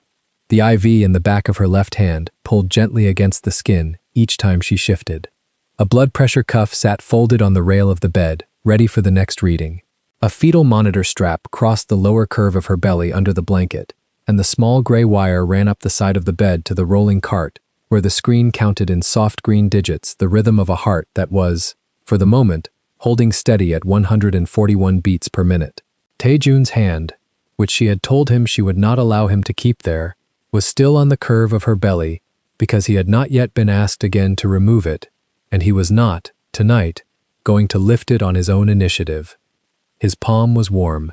The 4 long, elegant fingers spread wide. The thumb rested just above where the navel pushed out against the cotton. He had not blinked in close to a minute. His other hand was flat on his own thigh, knuckles white where the platinum band still caught the recessed light. Then a nurse came in. She was a small woman in lavender scrubs with a clipboard pressed flat against her chest and the careful neutral expression of someone trained to walk into rooms where the air had teeth. She looked at Jasmine first. Always the patient first. That was the rule. She did not look at the man in the unbuttoned white shirt sitting on the edge of the bed with his hand on a pregnant belly, because looking at him would have required her to decide what he was, and she was not paid to decide that. Mrs. Kang, Jasmine corrected her without lifting her head from the pillow. Patterson. The nurse adjusted the clipboard a quarter inch. She did not apologize. She simply wrote something down and moved on, the way professionals move past a small correction that is not small at all. Miss Patterson, your blood pressure has come down. The contractions are spacing. Dr. Huang wants to keep you another 4 hours minimum. Then we'll reassess. The baby looks beautiful. Strong tracing. Strong heart. Thank you. I'm going to need to take a fresh set of vitals in about 20 minutes. Until then, she glanced finally at Tae-jun. Just once. Her eyes did not soften. Visitors are welcome to stay, one at a time after midnight. She left. The door closed on its slow hospital hinge. Tae-jun did not move his hand. He did not move his eyes from the curve where his palm rested. He had been a man for 35 years who measured rooms by their exits and people by their pulse points. And now he was sitting in a room he could not leave, with his hand on the one pulse he had spent 8 months pretending he did not need to feel. Tae-jun. Yes. Take your hand off. He did not move. Tae-jun, please. It was the first time in the entire length of their marriage that she had heard him use the word. He had ordered. He had requested. He had stated. He had, on occasion, in the dark, whispered things in Korean that had no English equivalent and required no answer. But the English word please, used as a small surrendered thing between two adults, had never crossed his mouth in her presence before. Jasmine looked at the ceiling. You don't get to say that word for the first time with your hand on my body. He lifted the hand. He lifted it the way a man diffuses something, slowly and with both palms visible, and he placed it on his own knee instead. He kept his eyes down. He kept his shoulders very still. The dragon on the right side of his neck moved once with a swallow and then went quiet. I'm sorry. For which part? He did not answer immediately. She had not expected him to. The Tae-jun she had married had a ready answer for every accusation, a clean, clipped sentence built like a wall, and the silence now told her more than any sentence would have. He was, for the first time in her memory, actually thinking about the question. For all of it. That's not an answer. I know. Try again. He breathed out. His hand on his own knee tightened once and then let go. For not coming to the appointments. For letting Avery into a house I bought for our son. For kneeling in that room. For the ring. For the 8 months. He paused. For making you the woman who had to drive there with a folder while carrying my child. She let the list sit in the air. She did not soften. She did not nod. She turned her head slowly on the pillow until she was looking at him directly. You forgot one. He waited. For coming home that night and telling me I cheated on you because I was too strong. That one? Say that one out loud. His jaw worked. The thing in his face that had always been control, the small, flat readiness that made men in rooms shut up when he entered, broke for the second time that night. And this time, there was no proposal to break it. There was only a woman in a hospital bed looking at him, without blinking. I said you were too strong. Yes. And I left because I wanted a woman who would beg. Yes. And the woman I found. He stopped. He had to start the sentence twice. The woman I found was already counting my son's house in her ledger before I unbuttoned my shirt. Yes. He put both hands over his face. He did not cry. The Tae-jun of the perfect suit did not know how to cry in front of another adult, and would not learn tonight. But his shoulders moved once. A single hard contraction. And then he held them still by force. I have killed men, he said, into his hands, in a voice she had to lean forward to hear, for less stupidity than I committed in the last 8 months. I know. I don't know how to apologize for stupidity of that size. You don't. He lowered his hands. He looked at her, finally, and his face was not the face of the man who had walked out of the penthouse 8 months ago. It was a younger face.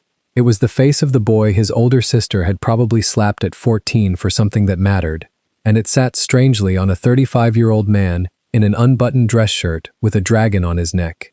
Tell me what to do. No, Jasmine. No. That's the trap. Tae-jun. That's the exact trap I'm not walking into tonight. You don't get to ask the woman you broke to write the instructions for putting you back together. That is the last unpaid labor I am refusing." She breathed out slowly. The monitor counted. The baby moved once under the blanket, a small, slow roll, and her hand went to it without thinking. "You figure out what to do. You bring it to me finished. I'll tell you if it's enough." "Yes. And if it isn't, you go figure out a better one." "Yes. And you don't ever again sit on a bed and ask me to do the thinking for both of us. We are done with that arrangement." "Yes." The monosyllable kept coming out of his mouth in the same even tone, and she realized after the fourth one that he was not agreeing in the old way, the way he used to agree to end a conversation. He was agreeing the way a man agrees when he has finally understood that the conversation is not about winning. She let her head fall back against the pillow. Outside the room, in the hospital corridor, she could hear Maya's voice. Maya had been holding the perimeter for 2 hours. Maya was on the phone with someone, low and crisp, and Jasmine caught the word Bennett and the word folder and the word now, and understood that the second half of the night had already started without her. Maya pushed the door open 6 inches. "Jas, come in." Maya came in. She did not look at Taejun. She walked directly to the bed, kissed Jasmine on the forehead, and put a paper cup of ice chips on the bedside table with the small care of a woman who had spent 15 years putting paper cups on bedside tables in worse rooms than this one. "Bennett's downstairs. He has the file. He says he needs 10 minutes with you before they discharge anyone or move anyone or sign anything. And he says it has to be tonight because tomorrow morning, the original transfer paperwork at the country house is going to be picked up by a courier we don't know. Send him up. Now? Now." Maya looked, for the first time, at Taejun. She looked at him the way she had looked, 8 months ago, at a man in a corner booth at a cafe, kissing a blonde woman in a cream blazer. It was not hatred, it was something colder than hatred. It was the look of a pediatric oncologist who has watched too many adults lie to children and has decided, very privately, which of those adults she will never forgive. "He stays?" Jasmine considered. "He stays." Maya nodded once. She left to fetch Bennett. The door closed. Taejun spoke without lifting his head. "You could have sent me out. I know. Why didn't you? Because the next 10 minutes are the minutes where the rest of your son's life gets decided on paper. And I want you in the room when I decide it. Not because I trust you. Because I want you to watch what a woman does when she stops asking permission." He nodded. He did not argue. He buttoned the top button of his shirt, slowly, with fingers that were not quite steady, and then he stood up from the bed and moved to the chair by the window. He sat.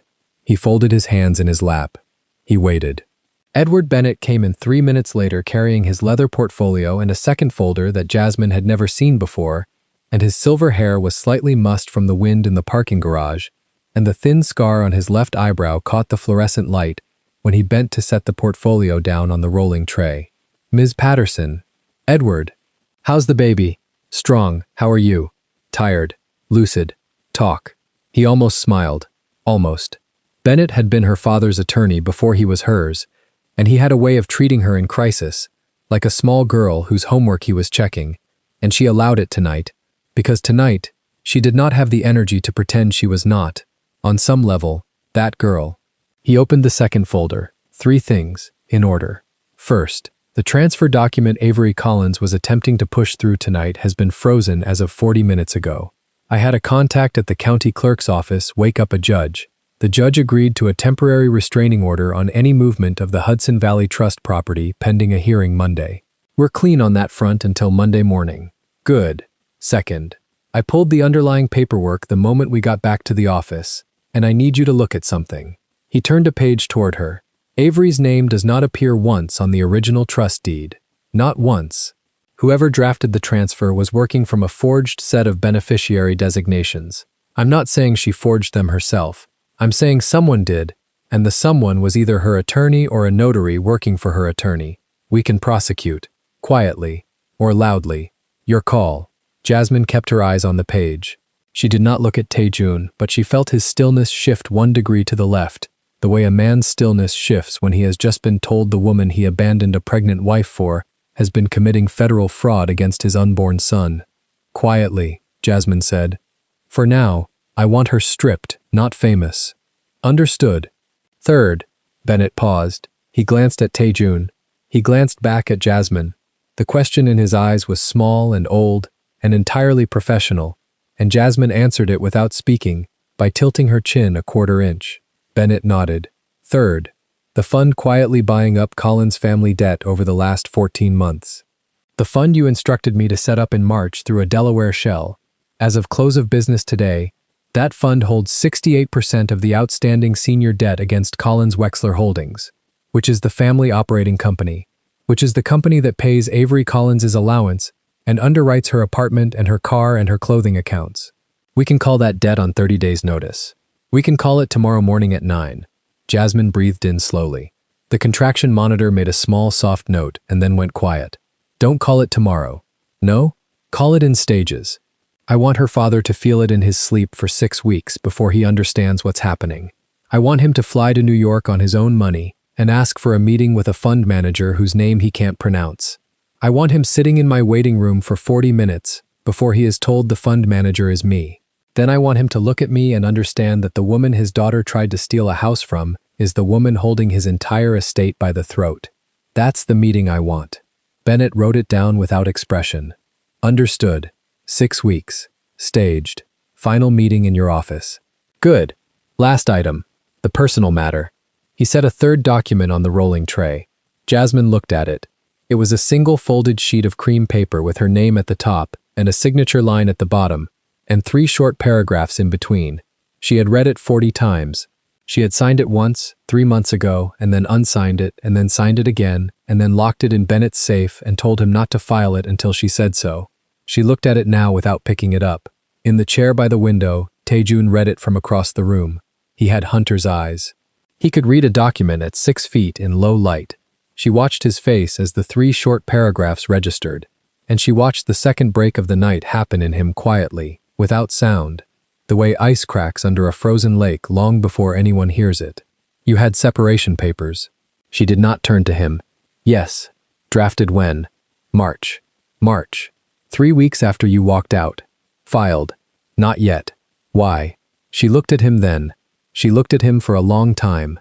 Bennett, who was a professional, busied himself with the portfolio and pretended to read a page he had already memorized. Because I wanted you to come back on your own first. The room held very still. And when you didn't, I wanted you to come back because you missed your son first. Not me, him. I was willing to take a man back who came home for the wrong woman, as long as he came home for the right child. Jasmine, and tonight you didn't come home for either of us. You knelt in our country house in front of a woman in a white slip dress with a ring you bought without telling me, and the last possible reason I was holding the door open closed by itself. He did not speak. He could not. The dragon on his neck moved once with a swallow and stayed. Edward, file it. Bennett looked up. Tonight? Tonight. I want it in the system before the sun comes up.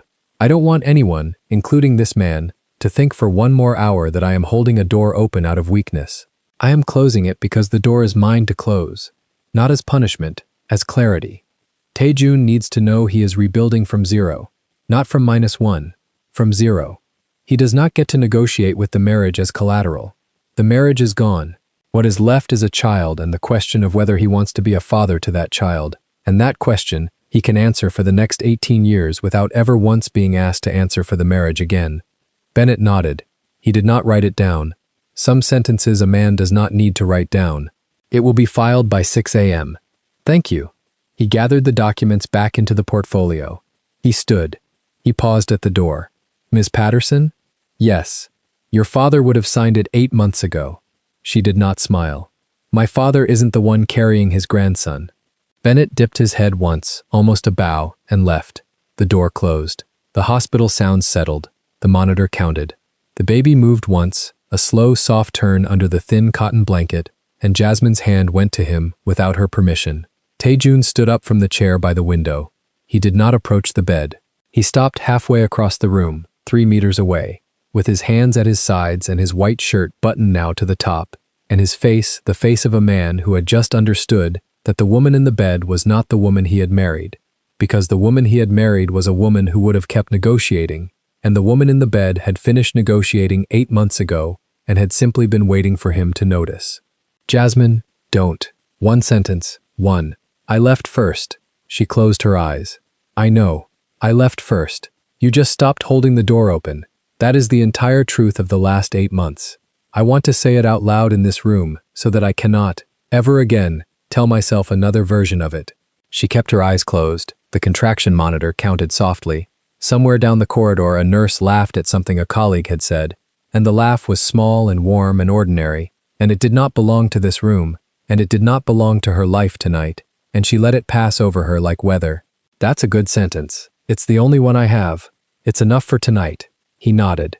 He looked at the small lump of blanket where her hand rested over the curve of her belly, and he did not ask to touch it. He did not move closer. He simply looked, the way a man looks at a country he is no longer a citizen of and might, with enormous patient work, become a resident of again. May I sit? In the chair. Yes. Not the bed. Yes. He went back to the chair by the window. He sat. He folded his hands. He waited. He did not speak again for an hour, and she did not ask him to. And the monitor counted, and the baby slept, and a nurse came in twice to check vitals and left without speaking. And outside the window of the hospital room, the Manhattan sky did the slow gray thing it does in the last hour before sunrise. And a man in a buttoned white shirt with a dragon on his neck sat very still in a chair 3 meters from his wife, who was no longer his wife, and learned, for the first time in his life, what it meant to be present in a room he had not earned the right to speak in. At 5:40 a.m., Edward Bennett's office, 18 blocks south, filed 3 documents in sequence with the New York County Clerk. The first was a separation petition under the names Jasmine Renee Patterson and Kang Tae-jun, with a notarized waiver of contested response. The second was a permanent transfer of the Hudson Valley Trust property into a protected minors trust under the sole administration of Jasmine Renee Patterson, beneficiary the unborn male child of the petitioner. The third was a temporary restraining order under seal naming Avery Marie Collins and one unnamed attorney of record, related to attempted unauthorized transfer of trust assets belonging to a minor. By 6:04 a.m., the documents were in the system. By 6:05 a.m., the sun came up over the East River. By 6:06 a.m., Jasmine Patterson opened her eyes in a hospital bed in Midtown Manhattan and found a man in an unbuttoned white shirt sitting 3 meters away in a chair by the window, watching her sleep without permission and without touch. And she understood, with the first clear light of the new day on her face, that she had not lost. She had simply, finally, stopped losing. She turned her head toward him. Tae-jun. Yes, the papers are filed. I know. How do you know? Bennett texted me at 5:42. He thought I should know before you woke up. That was kind of him. It was, she breathed out. The baby moved once and settled. You're not going to fight it. No, you could. I could. You won't. No. Why? He looked down at his hands. The platinum band on his left ring finger caught the early light. He looked at it for a long time, as if seeing it for the first time, and then he slid it slowly off the finger and placed it on the windowsill behind him, without ceremony. It made a small, clean sound on the painted metal sill and then was silent. Because the only thing left for me to win, in this life, is the right to fold a small shirt in a room my son sleeps in, and no court is going to give me that. Only you are. And you are not going to give it to me by fighting. You are going to give it to me, if at all, by watching. She looked at the windowsill where the ring now sat. She did not speak for a long minute. Then, go home, Tae-jun. Jasmine. Not the penthouse. Not the country house. Find a room. A small one. Sign a lease in your own name.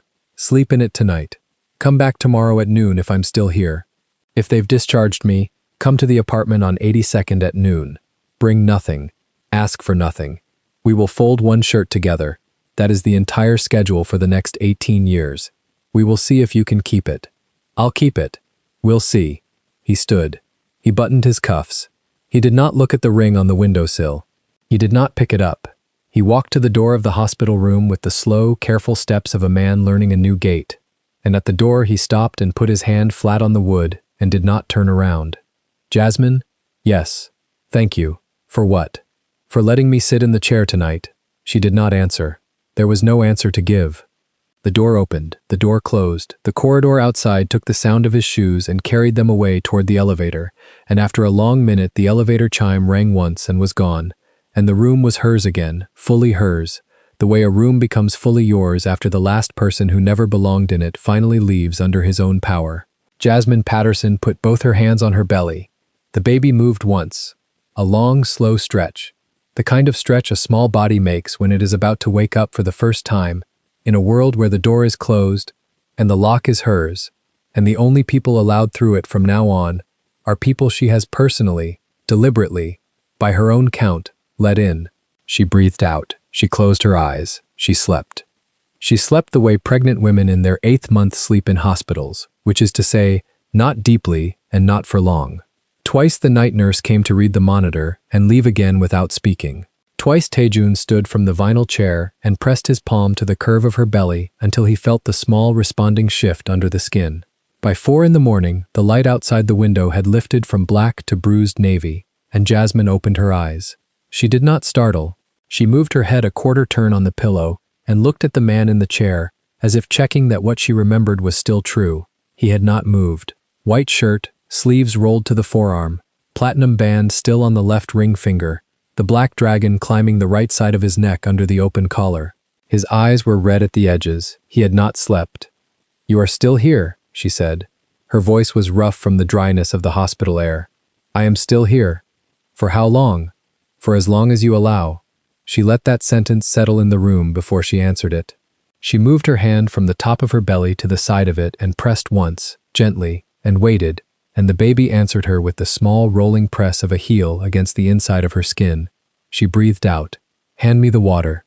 He stood and poured from the plastic pitcher on the rolling tray and held the cup with the bent straw to her mouth and waited. She drank twice and turned her head away, and he set the cup back down. He did not sit. He stood at the side of the bed with his hands at his sides and the look of a man who had been given no instructions and would not move until he was given one. "Sit," she said. He sat. On the bed, not the chair. He moved to the edge of the mattress. He did not touch her. He put his hands on his own knees and waited. She looked at him for a long moment. Then she reached for the folded gray blanket on her chest and slid her hand under it, and pulled out the slim manila envelope she had asked Maya to bring up from the document bag in the corner of the room. The envelope was creased at one corner from where she had held it during contractions. She set it on the small expanse of mattress between them. "Open it." He looked at the envelope. He looked at her. He picked it up. His fingers undid the metal clasp without hurry. He slid the pages out. He read the top page. He read the second page. He read the third page. He set the pages on his thigh and laid his palm flat on top of them, as if to keep them from blowing away in a wind that was not in the room. The top page said, "Petition for legal separation," in black capital letters. Petitioner, Jasmine Patterson Kang. Respondent, Kang Taejun. The date had been typed 11 days earlier. The signature line already carried her name in her small, precise handwriting. The notary stamp from Bennett's office sat below it in red ink. 11 days, he said. 11 days. Before the country house. Before the country house. Before you knew about the trust. Before I knew about the trust. He did not lift his hand from the pages. He looked at the wall above her head for a long stretch, and then he looked back down at the pages, and then he looked at her. You did not come to the country house to save it. No, you came to end it before the baby was born. Yes, he was quiet. The monitor beside the bed kept its slow, soft count. Somewhere in the corridor, a metal cart rolled past on rubber wheels and stopped. Taejun. Yes. You left first. I just stopped holding the door open. He closed his eyes. He did not open them for a long time. When he opened them again, the redness at the edges had thickened and he looked older than he had looked the night before, in the country house with the ring in his hand, which was the oldest she had ever seen him look, and now he was older still. I thought, he began, and stopped. He cleared his throat and tried again. I thought when you came through that door last night, you came to take me back. I know you did. I built the whole drive home in my head around that. The folder, the contraction, the hospital. I told myself the way to read it was that you came for me. I came for him. She moved her hand on her belly. Only for him. I see that now, do you? I see it. She let her head rest back into the pillow. She watched the ceiling for a moment. The fluorescent panel in the center of the ceiling had a small dark speck inside the plastic cover, some insect that had died there long before either of them had been admitted to this room. I want you to understand something, she said. Her voice was very level. I did not file these papers because of Avery. He waited. I filed them because of the morning after you walked out of the penthouse. I woke up in our bed, and I lay there for a long time. I put my hand on my belly. I waited to feel sad. And what I felt instead was quiet. The first quiet I had felt in 3 years. That was the morning I understood. The marriage had been costing me something I had stopped being willing to pay, long before you ever sat down in a booth with another woman. Jasmine, let me finish. He nodded. I loved you. I do not unsay that. I loved you the way a woman loves a man who walks into a room and the room arranges itself around him. I loved that you never asked me to be smaller. And then I watched you become smaller in front of me, because the woman you married kept growing, and you could not stand next to that. One day in a cafe in Midtown, you sat down across from a thinner kind of woman in a thinner kind of dress, and you let yourself be made smaller still, because being small in front of her felt like being chosen. I understood that the morning after you left. I called Bennett that afternoon. 11 days ago, and the country house was. The country house was a separate fire. I went to put out a fire for our son, not for us. The papers had already been drawn. He looked down at the pages on his thigh. He turned the first one over and read the second again. He stopped at a line in the middle of the page, and his jaw moved once. Joint custody. Joint custody. You wrote joint custody before. Before what? Before last night. Before the country house. Before you knew what kind of man I had become for her. Yes. Why? Because he is your son. Whatever you are to me, you are still that to him. I do not get to take that from him, because you took something from me. The separation is between you and me. The fatherhood is between you and him. I will not confuse the two. He set the pages down on the blanket between them. He lifted both hands and pressed his fingertips into his eyes. He kept them there. His shoulders did not move, but his breath came in once and out once, in a way that did not sound like breath. I do not deserve joint custody. That is not for you to decide. Jasmine, that is not for you to decide either. He lowered his hands. He looked at her. There were no tears on his face, but his eyes were wet at the lower lash, and he did not try to hide it. What do I have to do? You have to sign where Bennett has marked. You will not fight me on the financial terms, because I have made them fair, and if you fight me, you will only humiliate yourself in front of a judge who already knows your name. You have to accept that the marriage is over, and stop building any plan in your head where it is not. And then, she paused. She looked at him very steadily, and then you have to show up. Every appointment, every fever, every school play, every parent meeting, every time he is in a hospital bed with something wrong and we do not know what, you will be there. Not because I asked you, because he asked you, just by existing. You will not have me, you will have him. If that is enough for you, sign the papers.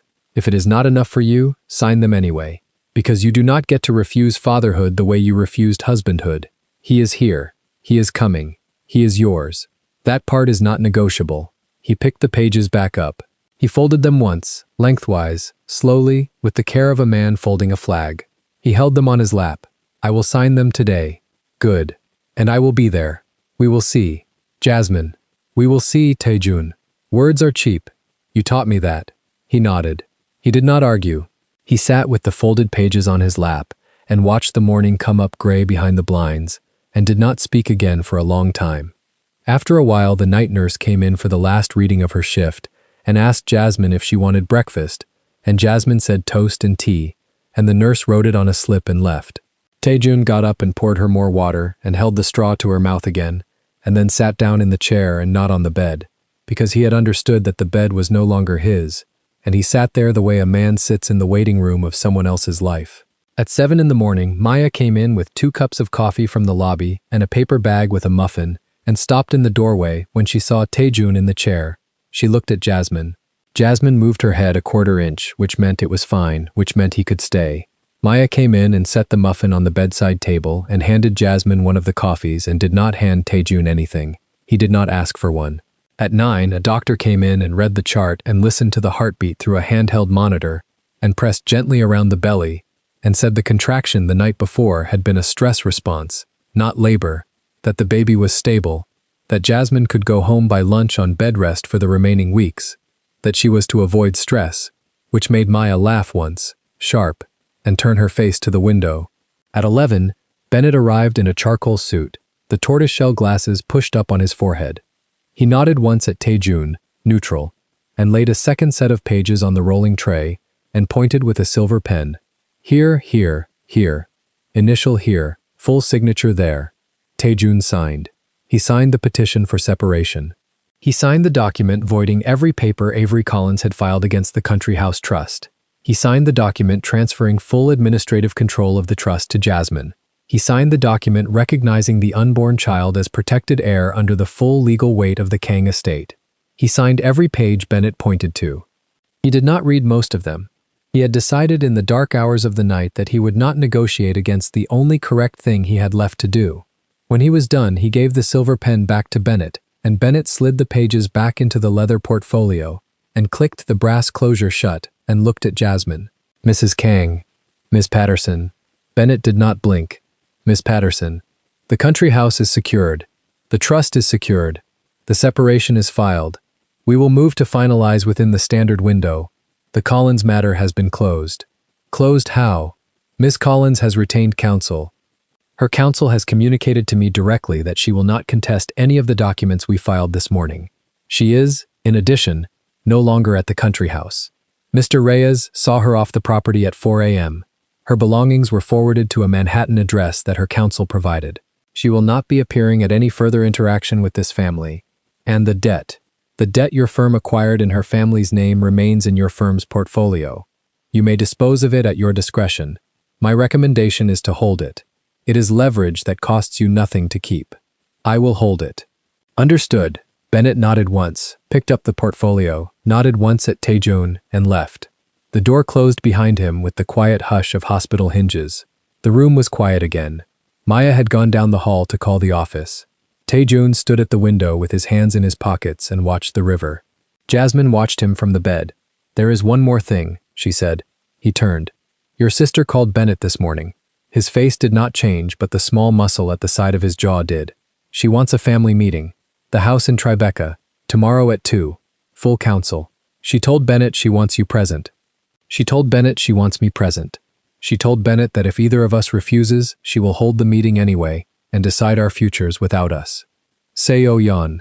Seoyeon. You should not go. You are on bed rest. You just spent the night in a hospital. You do not owe my sister a room. I know I do not owe her a room. I am going anyway. She is the matriarch of the family our son was born into. I will not let her decide what kind of place he occupies in that family from across a table he was not at. Jasmine, I am going, Taejun. Bennett will drive me. Maya will come. I will sit for 1 hour. I will say what needs to be said. Then I will go home and lie down and stop arguing with people about whether I am allowed to be in rooms. He did not argue. He had learned somewhere in the long gray hour before dawn that arguing with her was no longer a tool he was permitted to use. Then I will be there before you arrive. I will not let you walk into that room alone. Acceptable. He nodded. The Tribeca house was a 5-story limestone with a black lacquer front door and no name on the bell. Kang So-yeon received them in the second-floor parlor, a long ebony table set with 7 chairs and tea at the head. Marcus Reyes stood in the corner, hands clasped, earpiece in. 2 older Kang cousins sat at the far end of the table, men in dark suits with the family resemblance carved into the cheekbones. Bennett sat to Jasmine's right with the portfolio. Maya sat to her left, a woman ready to drive her best friend home the moment the meeting ended. Taejun was already standing at the window when they walked in. He had changed into a fresh black 3-piece white shirt, black silk tie, the platinum band still on the left ring finger, because he had not yet removed it, and Jasmine had not yet asked him to. He turned when she entered, and he did not move toward her. He let her find her own chair. Bennett pulled it out. Maya helped her sit. Seoyeon waited until everyone was seated. She poured tea for Jasmine first, which was not lost on the cousins, and then for herself. And then she lifted her cup and set it back down without drinking, and folded her hands on the table. Taejun, older sister, stand. He stood. For the record of this house, you will recognize the child Miss Patterson carries as your son and the protected heir of the Kang line. I recognize him. You will affirm that no document, no future marriage, no future child, no future arrangement of any kind will be permitted to displace him from that position. I affirm it. You will affirm that the country house in the Hudson Valley is and remains the property of his trust, administered by his mother, inaccessible to any party that is not him or his named guardian. I affirm it. You will affirm before this council that you have failed in your duty as a husband. You will not soften the word. You will not give it context. He did not look at Jasmine. He looked at his sister. I failed as a husband. I failed before I failed as a father. I will prove I can be a father without demanding that Jasmine take me back. A small pressure moved through the room, the way pressure moves through a room when something true is finally said in front of people who needed to hear it said. Soyeon nodded once. She turned her face to Jasmine. Miss Patterson, yes.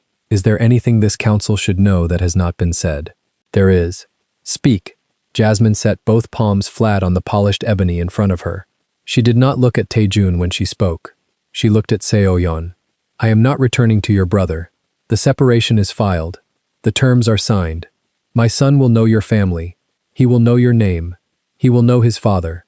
He will not know me as your brother's wife, because I will not be that, not tomorrow, and not next year, and not in 10 years. I want this said in front of the council, in front of the cousins, in front of Mr. Reyes, in front of Bennett, because I do not want anyone in this house carrying the wrong expectation into the next time we are in a room together. Your brother is the father of my child. He is no longer my husband. That is the shape of it. That is the shape it will keep. The older cousin at the far end of the table inclined his head once, slowly, which from a man of that generation was the closest thing to applause. You heard her. I heard her. You will respect it. I will respect it. You will not test it. I will not test it. You will appear at every appointment, every birthday, every school event, every illness, every milestone. You will appear without your suit when the moment does not require it. You will appear without your guard when the moment does not require it. You will appear as a man, not as a name. If you fail to do this, you will answer to me before you answer to her. Understood. Seoyeon lifted her teacup. She drank once. She set it down. The meeting was over. The drive back uptown was quiet. Maya drove. Bennett rode in front. Jasmine sat in the back with her hand on her belly and watched the brownstones of the West Village slide past in the late afternoon light. The baby moved twice between 14th and 23rd. She pressed her palm to each movement and did not speak. Taejun did not ride with them. He had stayed at the Tribeca house. He had understood that asking would have been the wrong shape. 3 weeks passed. The contractions began on a Tuesday at 4 in the afternoon, which is a sensible hour for a baby to choose. Maya drove. Taejun met them at the hospital. He did not enter the delivery room. He waited in the corridor with his hands in his pockets and his jacket folded over the back of a chair and his tie loose at the collar, and when the nurse came out at 9:42 p.m. and told him he had a son, he sat down on the floor of the hospital corridor with his back against the wall and put his face in his hands and did not move for a long time. He was allowed in 20 minutes later. Jasmine was in the bed with the baby on her chest. The baby was small, dark-haired, red-faced, wrapped in a white hospital blanket, eyes closed, mouth open. One small fist had escaped the blanket and lay on the swell of his mother's collarbone. Taejun walked to the side of the bed. He did not sit. He looked at his son. He looked at Jasmine. May I? You may. She lifted the baby a quarter inch. He bent down, one hand under the small head, one hand under the small body, and lifted his son for the first time. He held him against his chest. The baby did not cry. He opened one eye and closed it, and made a small sound in his throat, the sound a new human makes the first time the air outside the world reaches a new lung. Taejun stood by the bed and held his son and did not speak. He looked at the small face for a long time. He bent his head and pressed his mouth to the small dark hair at the crown of his son's head and stayed there. When he lifted his face, there was a line of wet down the right side of his nose. He did not wipe it. Thank you, he said. He is your son. Thank you. She nodded. The nursery had been finished a week before delivery. Soft, warm white walls, pale ash crib with a cream linen bumper, the rocking chair Jasmine had bought herself in the 3rd month, assembled alone on the floor with a small Allen key, a round wool rug, a single tall lamp, a low shelf with 3 folded blankets and a stack of board books, a small painting of a white peony over the changing table. 2 weeks after the baby came home, Jasmine stood at the changing table, folding onesies Maya had brought up from the building's laundry. The baby was asleep in a soft sling across her chest, his face turned in toward her collarbone. The light through the window was the late gray light of November in New York. The doorbell rang. She had been expecting it. She walked through the apartment and opened the door. Taejun stood in the hallway. He was not in the suit. He was in dark trousers and a soft black wool sweater, and his hair was a little disheveled from the wind off the avenue. He was holding a paper grocery bag with the top folded down. No watch, no tie, no platinum band on the left ring finger. He had removed it that morning finally, the way he had said he would. Hi. Hi. May I come in? You may. He came in. He took off his shoes at the door and lined them against the wall the way he had always done, the only old habit she had not asked him to break. He set the grocery bag on the kitchen counter. Inside the bag were 2 cartons of soup from the place on Madison she had liked when pregnant, and white tulips wrapped in brown paper. For Maya, he said, when she looked at the tulips. She told me last week she likes tulips. I did not bring you flowers. I did not think that was the shape. Correct. I brought soup. For you. Thank you. She walked back toward the nursery. He followed her. She stopped at the nursery door. The baby in the sling on her chest made a small, soft sound, and shifted and was quiet again. She looked at Taejun. He is sleeping. We are folding laundry. May I help? She paused. She looked at him. She looked at the changing table behind her, where the half-folded stack of cotton onesies sat in the soft afternoon light. She looked back at him. She walked to the changing table. She picked up one of the small white onesies from the unfolded pile. She held it up between them. She folded it slowly, deliberately, with the small, precise motions a mother uses to fold a thing that will touch the skin of a person who has not yet learned the names of any of the things in the world. She held it out. Fold it like this. He took the onesie from her.